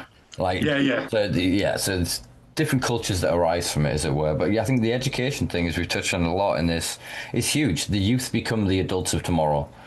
And up until my generation, maybe to an extension your own, we used to just get conservatives as we get older because we had shit to conserve. We are not involved in that paradigm anymore. That world isn't there anymore. There's going to be a generational war, but eventually they'll die off. And if we don't allow, I mean, luckily some of our. Well, I feel like my generation, Gen X, are like they're at that promise doesn't exist anymore. So, you know, I'm going to digress, and we've been chatting a long time. But so I'm already thinking about what does growing old look like? How am I going to grow old? Because I'm not going to, you know, what does it look like? Because have you got a triple lock pension? Well, this is it. This world isn't there now. And what, are you going to just be in a care home, like waiting to die? Or are you going to be with, like, you know, my idea of growing old is being in a communal care home, you know, taking my, you know, with the people I love, and, you know, like almost like a commununal care home, like. Yeah, gardening, exercising, there's open spaces. Eating psilocybin. Out in the sun. Yeah, that's how, you know. I can't remember which Greek it was, said that, you know, opium is the drug of the aged. And like they saw it as that if you took opium as a youth, there was maybe something you were having a problem with. But when you took it as an age, that was fine. The body hurts. This why at the age of 70, if I make it to 75, why shouldn't I have the autonomy to smoke morphine if I want every day? If I get to the age of 75, what is your problem with me smoking morphine? Well, I mean, it shouldn't even then be sort of an arbitrary thing of, 74-year-old again, we're going to arrest. Right. I get what you're saying. You see what I mean? Yeah, no, 100%. And it's these are not things that we can enforce through legislation. No. These are cultural things. So look at like the first world nations and whatever else, the rites of passage. Yeah. So you'll have like the concept of like the death trip. You'll have like the ego death they take in youth, where you're like given psilocybin and gone in the woods, or the like the hunting thing where you're given some form of Coyote, we have none of that. Coyote and a knife and kicked in the woods. If you come back and live, you're a man, son. Yeah. Like we need those kind of things. And we kind of have that. You're 18 now, boy. Come out and get you so pissed you're going to be mortal for 3 days. Yeah. Like we need better cultural rites of passage. We need better elders. We need better examples. Yeah, absolutely. And that's grassroots. That won't come through, no offense to the Greens or any political party. No. That centralized kind of politics. It comes from revolution of the individual. Like, I'm not to big up myself too much, but like to someone like myself, then go and create a space and then fight for that space, because it's, again, queer rights. The only reason we have what we have is because a bunch of queer people went fuck you and stood up. At some point, we have to say fuck you. They went, oh, maybe you, like you said, you can be gay, but could you be gay over there? Like, no, fuck you. Out and proud. Deal with it. Like, we need to take the same sort of approach. And I'm sick of hearing from people that are comfortable because they've either got scripts or because they're invested in a company or they're part of whatever, or they've got their narrative in their head that they're doing their ways incremental. Your incremental is fair, but radical. We need radical. Radical. No one's free till we're all free, Simpa? No one's free till we're all free. 100%. And that's just a truth. There's not many overarching truths, but that's certainly one. And I'm the same. I'll never be fully comfortable. I don't think I could live with that conceit that, well, I'm all right now. Because as soon as you're all right, well, then you've got energy to put elsewhere. And if you have more, build a longer table, not a taller fence. Yeah, all that. I subscribe to that. Absolutely. Yeah, and there's joy to be found in that. I said to one of my mates the other day that I saw at my event that I haven't seen in like 10 plus years, and I went, me as a kid, if I saw me, I'd be like, who the fuck is this guy? But I've honestly found that in service of others is a beautiful... I'm an atheist. I've got none of that Christian goody whatever in me. Yeah. But if I can do something where I provide genuine joy and sincere connection and effect, it gives joy back. Yeah, more than you can ever do in an egoic sense. You cannot artificially create that, and you have to earn that. You do something genuine that others sincerely respond to, and together you resonate and build and build and build. And I'm on, touch wood, the precipice of taking control of that site. And if we can ensure that, we've got a blueprint to give to others. That each of us has something in us. I'm not saying that everyone is the revolutionary, is going to be the Che Guevara, but every one of us can. But it's not about that, is it? Make strides towards it through our actions. It's who you inspire through your words and your actions. Saying no is a powerful thing. Refusing to go along and to be manipulated or gaslit into something because you believe that there's security in that. The Ben Franklin quote that I quoted last week, the man that surrenders his liberty for security deserves neither. And I understand that some people are genuinely, sincerely disabled and incapable and infirm, and believe me, I'll be the first to fucking fight for you. But you cannot believe that your position is the only position. You've got what you've got because of the people that came before me. Yeah. Do you know what I mean? And we will get what we'll get because of the people that will come after me. Yeah, we're standing on people's shoulders all the time. Yeah. And we've always got to acknowledge that. Yeah, that's absolutely true. I'm thinking. I've got one more sort of question. We'll wrap up here because I've really enjoyed this conversation. I think me too. Quite in depth and quite a lot of things here.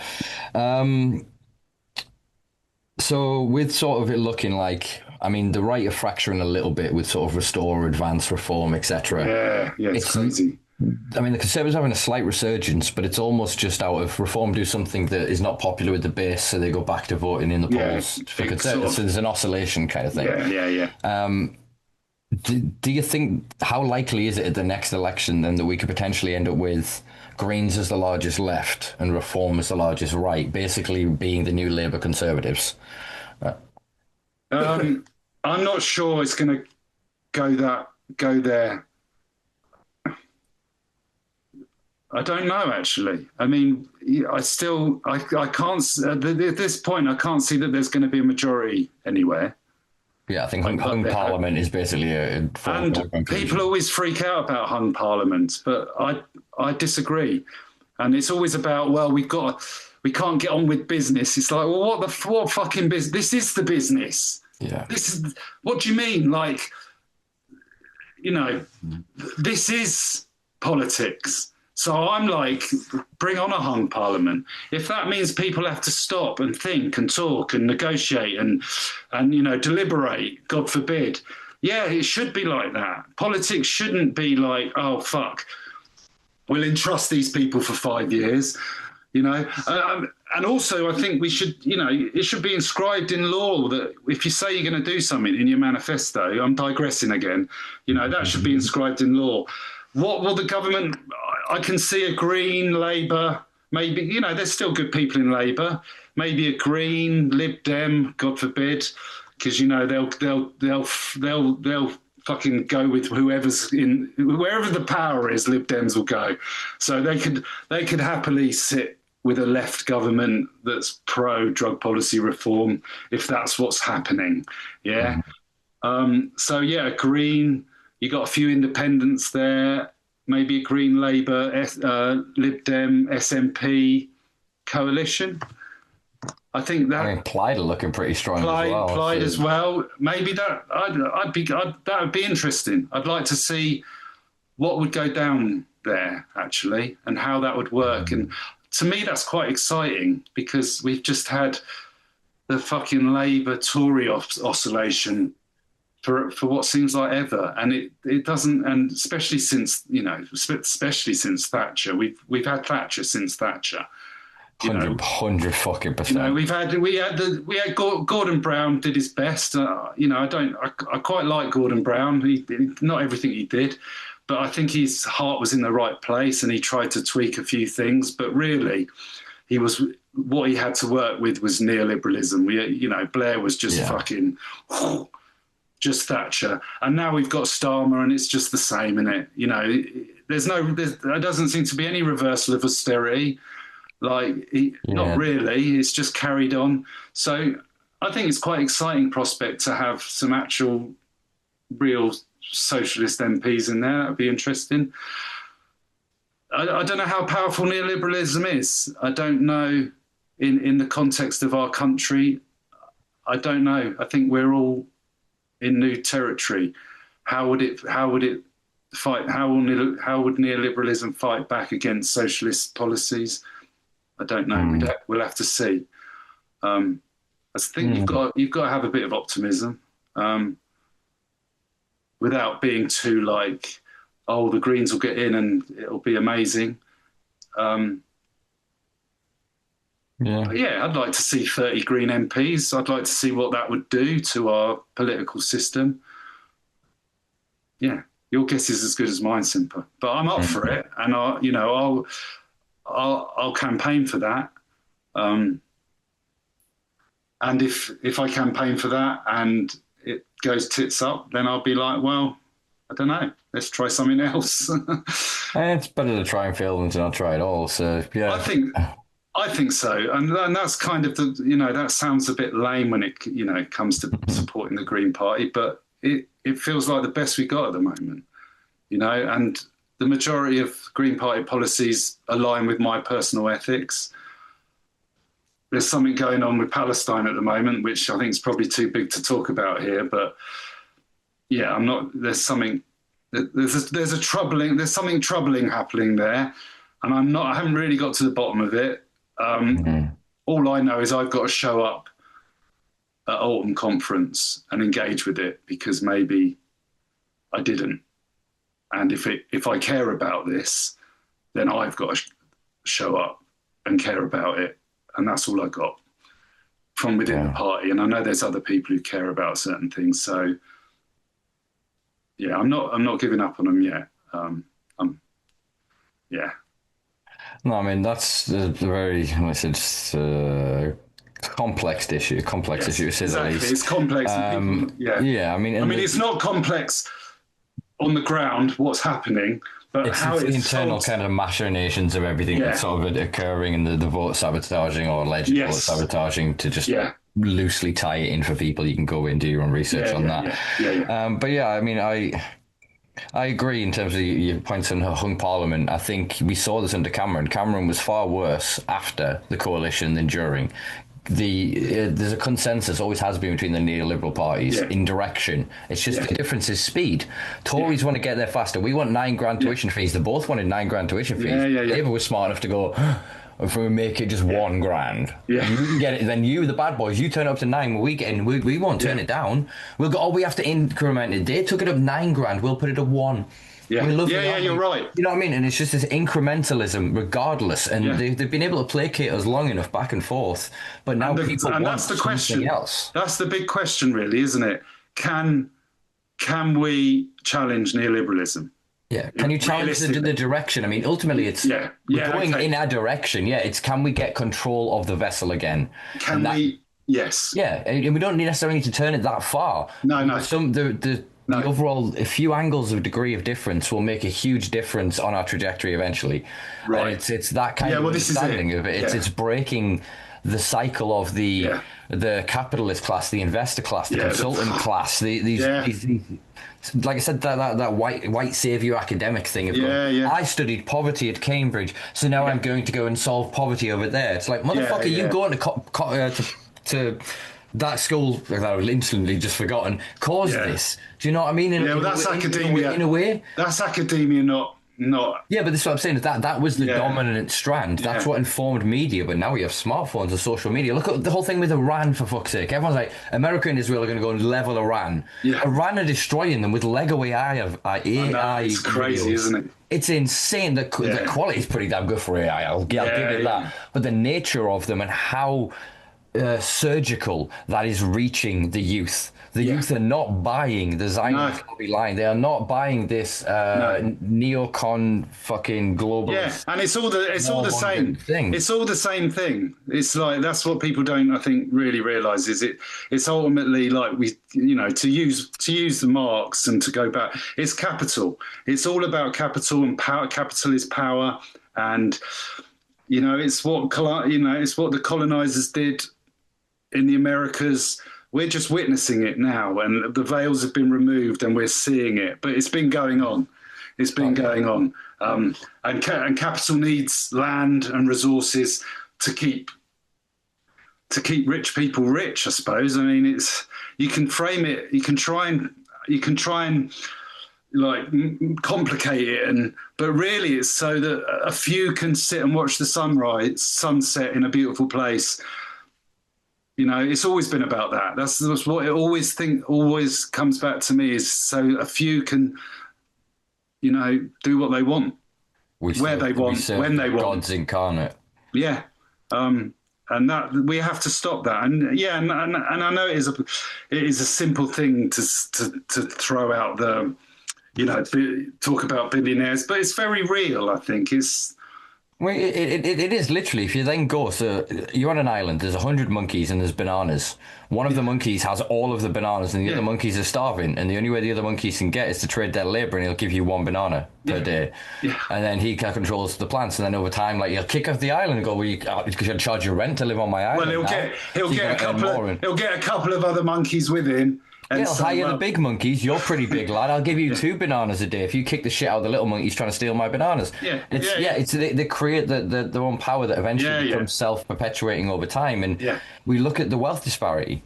Something like the billionaire value wealth has gone up 60%. Yet anybody I've ever spoken to in the past 10 years, other than maybe 3 people I know that are up in that fucking echelon, like, their lives have got worse every day. Every day, in some way, something is worse. Well, this is it, down, and that's it. I'm basically bankrupt. And it's also convincing the guy who's might have £1 million, but actually you're still going to go down with us. You are one. They are one. That's the thing of it. You're still going to go down with us. £1 million ain't enough, mate. You're going to go down with us. £2 million probably ain't enough.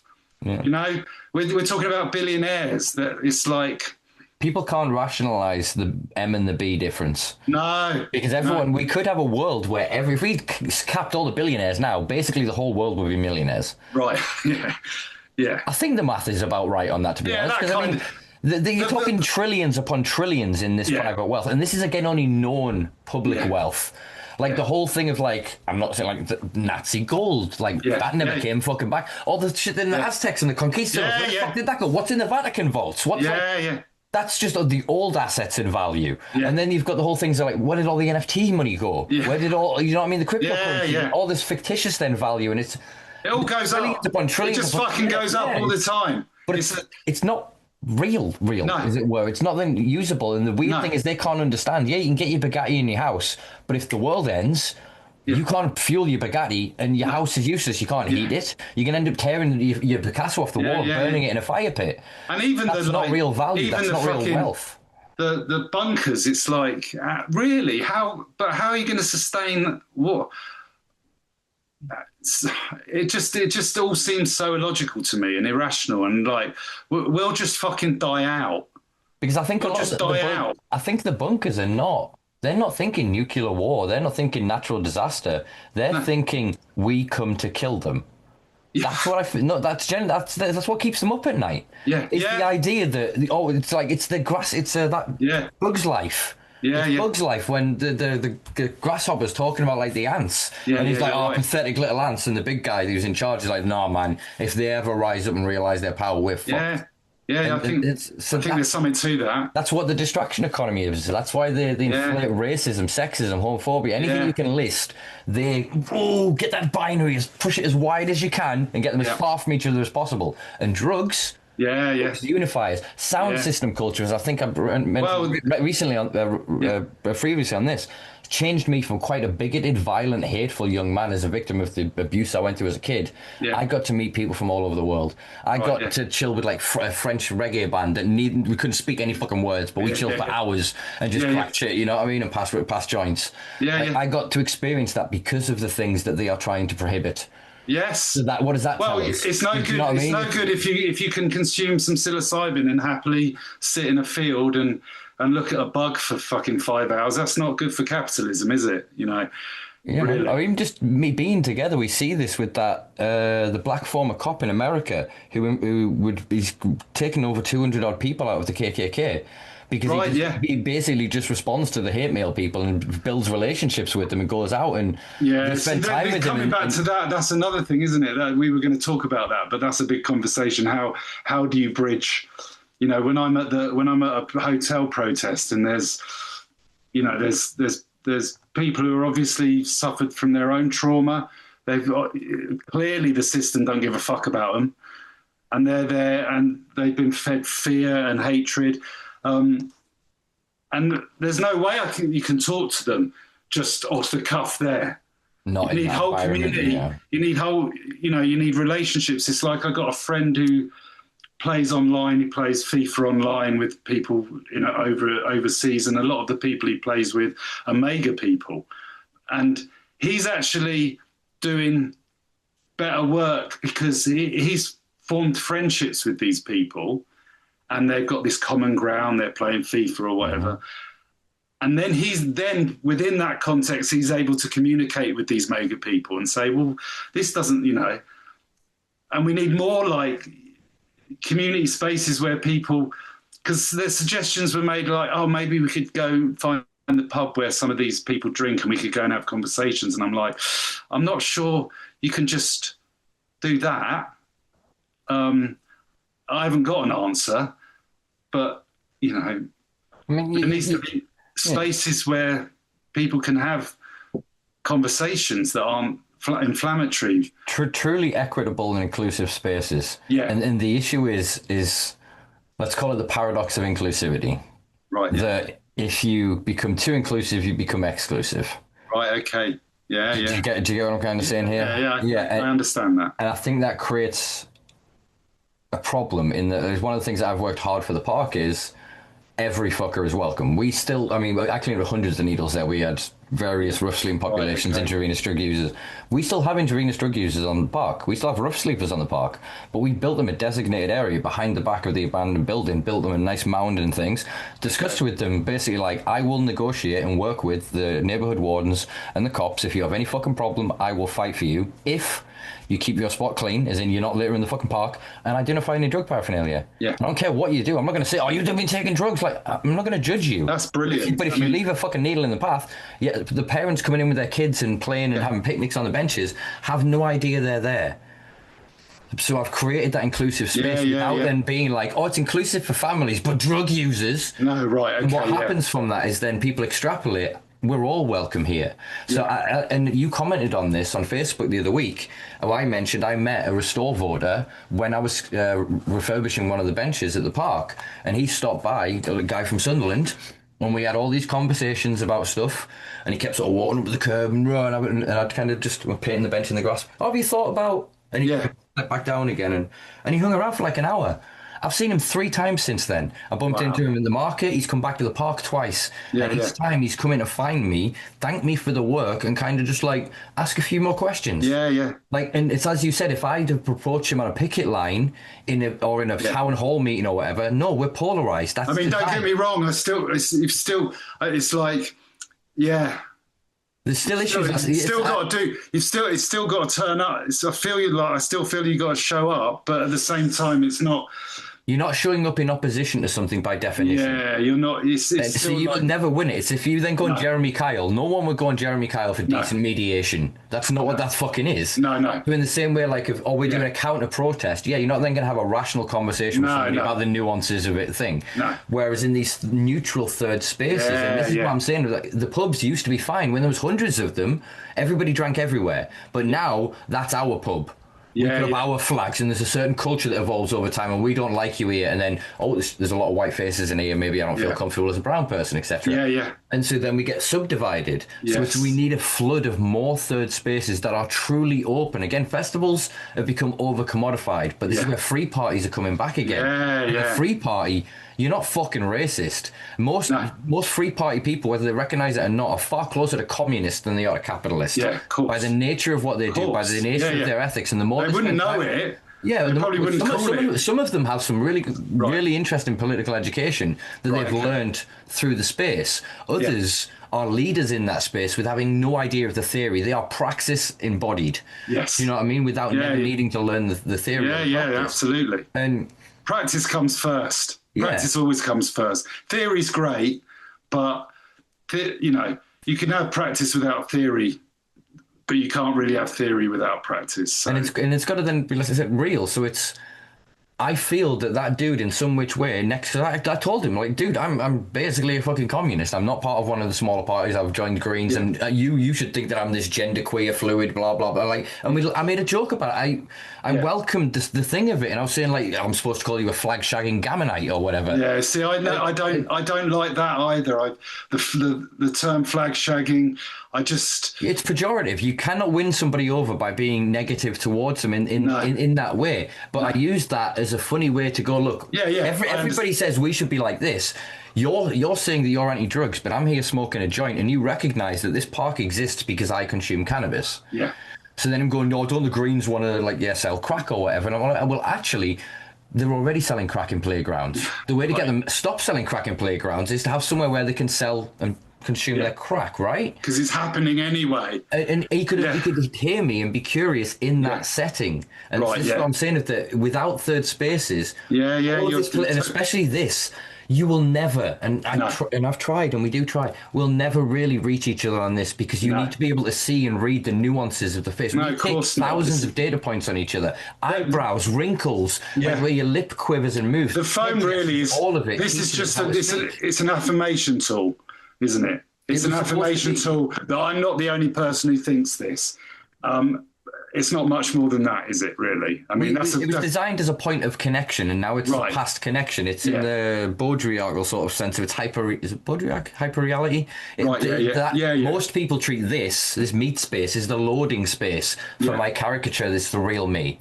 Yeah. And we're caught up in that shit. And the more we prioritise that and deprioritise third spaces, or the only third spaces you're allowed in is, I'm going down the racist pub, because they're the people I feel closest to, or I'm going to football where my tribe are against your tribe, or we're going to fighting where it's this guy against this guy. It's always this polarized, binaried fight that is embodied, and at every point it's commodified. They're selling you something, everything. They've charged you a tenner for the ticket, for the parking. Sorry, they've charged you £100 for the ticket, 50 quid for a fucking hot dog and a drink and some popcorn. They've charged you, and what have you got from that? Where was any of the real connection? There wasn't any. You walked past everybody in the lobby and didn't say hello. You sat in your seat, the show started, the show ended, and you fucking left. And that's really, I mean, it sounds corny, but really, it's what it's all about. It's what we crave, isn't it? I mean, we're craving connection. We're craving community. It's like... That's why we're so depressed. That's why we're so suicidal. We're so anxious. We're so hateful of reality. And I mean, I'm not a fan of AI when it's used flippantly. Obviously, there's some good applications for it, especially in the medical world. But maybe one of the positives is people will be seeking out real world experiences more, because we're going to get to a point where we don't actually know what's real anymore. You know, it feels like we're almost there.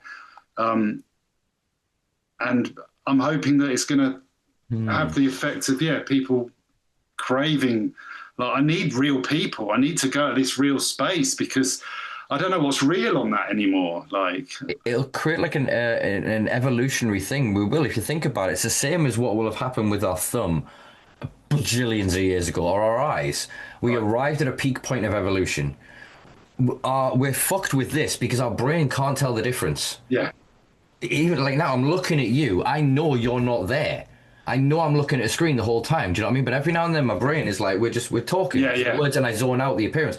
But as soon as I check back in, I know you're not there. Like I said, through the dilution of AI, that we either have a bunch of people that believe things that are not real, or you're looking at things that are real and you now believe it might not be real. It will mean that we'll start to look at this as not real. The whole thing, and maybe that's how we evolve out of this collective addiction. That's what I'm hoping. The saturation happens, that we just kind of go and look out the window. You know, it's the point of a journalist is not to argue whether this guy says it's raining, he says it isn't. No, you open the fucking window and you look outside.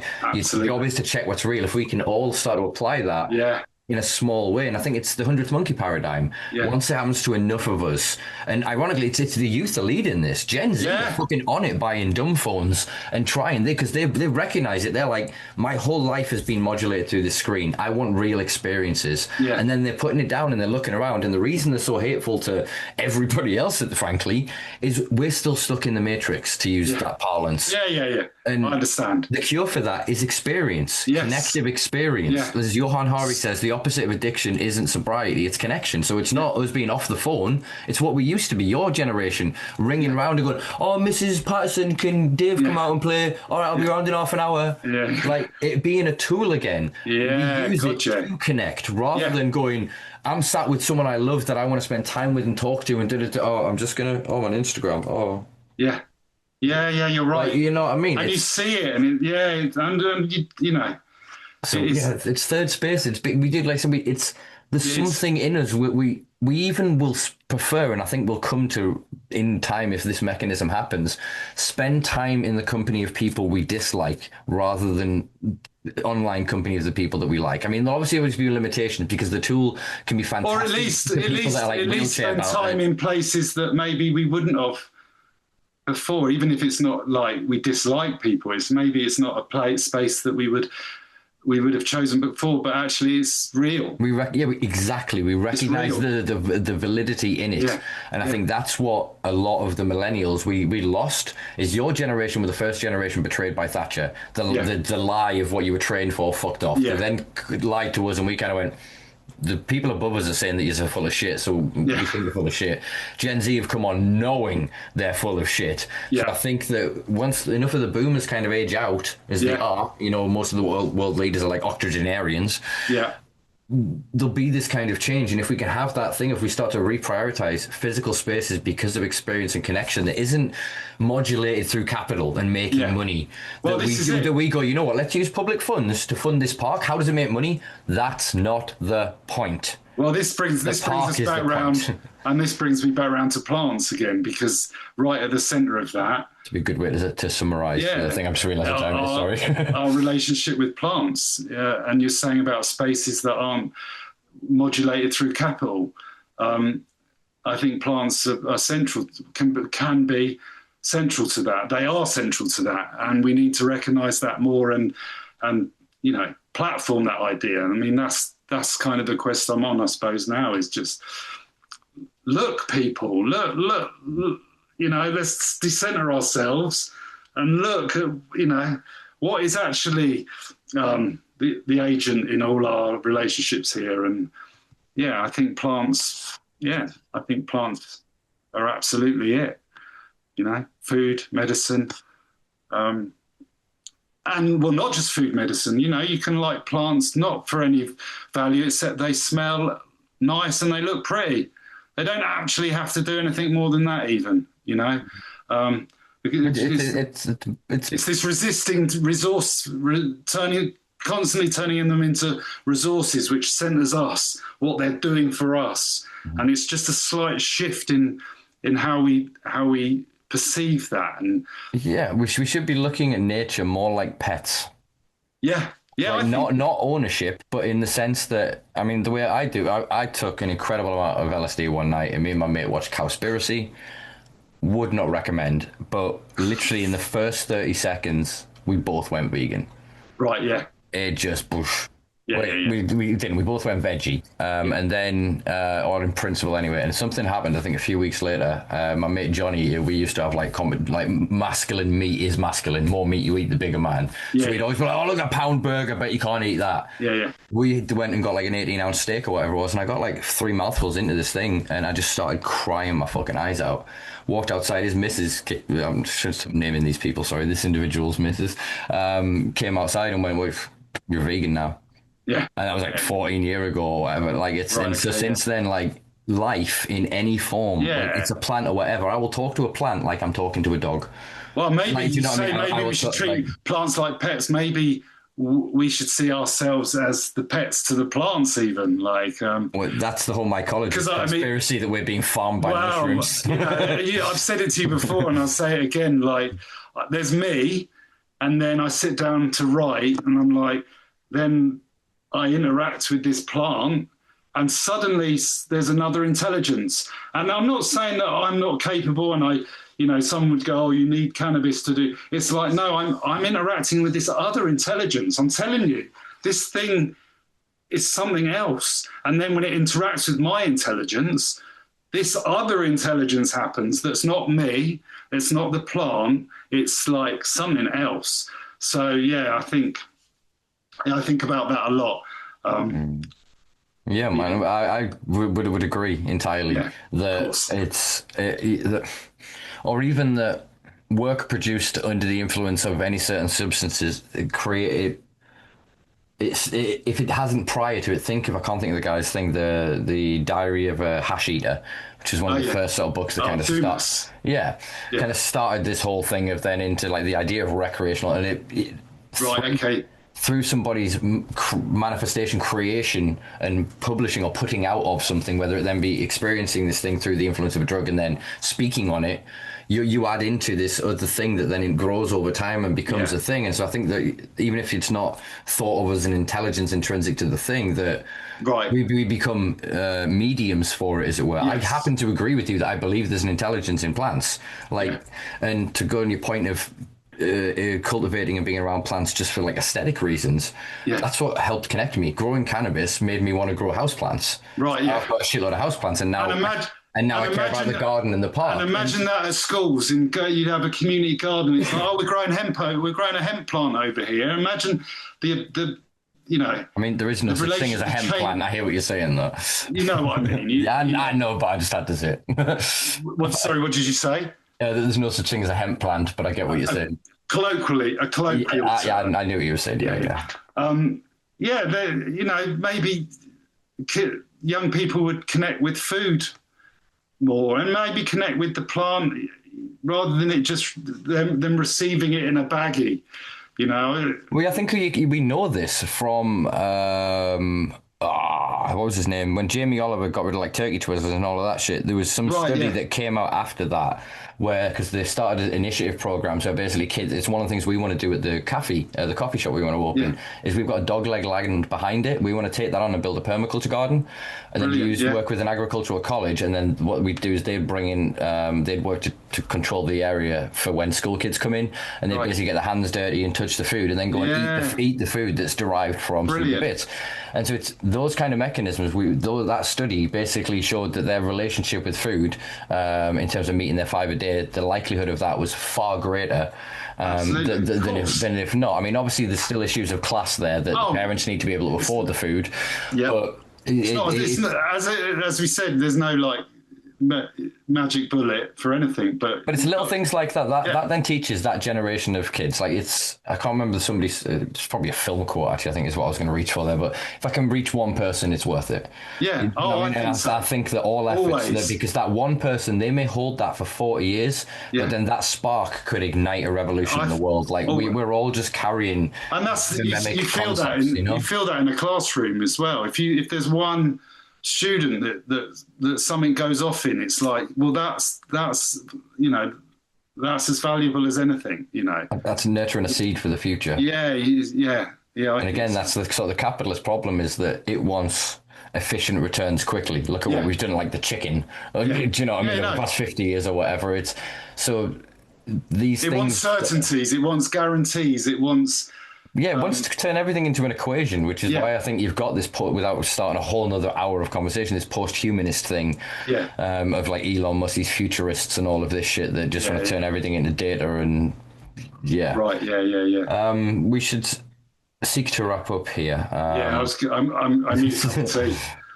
Yeah, really, I need to pee. It's been a brilliant conversation, though, dude. It has indeed. I've enjoyed this, and we'll continue conversation sort of about cannabis policy and stuff off the record as we go. It's always good. It's always great to talk to you, Simpa. It's like from what we met back at Breaking Convention, I think. Yeah, man, that was some years ago. That was when it was still in Greenwich back in the day, wasn't it? Yeah, but so we're always on the same tip, which is great. There's few people in drug law reform that have a class consciousness and an acute awareness of political theory. That's a Venn diagram that very few people fit into. But I think more and more it's becoming an important space as systems come on board around the world and seem to not meet the and also the not keep trying to sell drug policy reform and how much money it can make. That's a side issue, and cool, we'll bring that in. We do live in capitalism, but that's not the driving force. It's not about making money, It's we've already got the driving force like that in the market. You just want to basically get rid of those dealers and become the dealers. Nah, mate. Exactly that. All right. Excellent. Where can people sort of keep up with things like your music, which we didn't even mention at all? Or your writings or anything like that? Where can they find you? Well, you can probably search my name. And sidebar, sorry, I did search your name. Did you know you have a contemporary named after you who lived like 100 years ago, was an Englishman, died in Chicago, and was the cornet player? Was considered to be the guest. He's called Jules, isn't he? Jules Levy. Yeah, so my academic is that my name is, there's only really one of me spelled like this. If anyone is interested in my music, I go by the name of Demon 11. And you can find me. I took all my music off Spotify. I never put my music on Amazon, because for ethical reasons. And there's actually a new music provider just being developed, the community one called Subvert, that's like in its beta. I think that's the right language. And I'll be on that. I have a Bandcamp, but I hadn't really thought about where people can find me. I can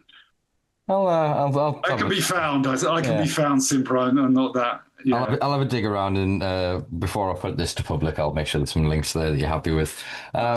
All right, excellent. We'll make sure that it's not under the 5 years before I have you back in the podcast. Yeah, yeah, But yeah, for you go sure. enjoy your cup of tea. I'll do some housekeeping, and yeah, we'll catch up soon, brother. Nice one, Simpa. All right, it's been a pleasure and a privilege. Take it easy, brother.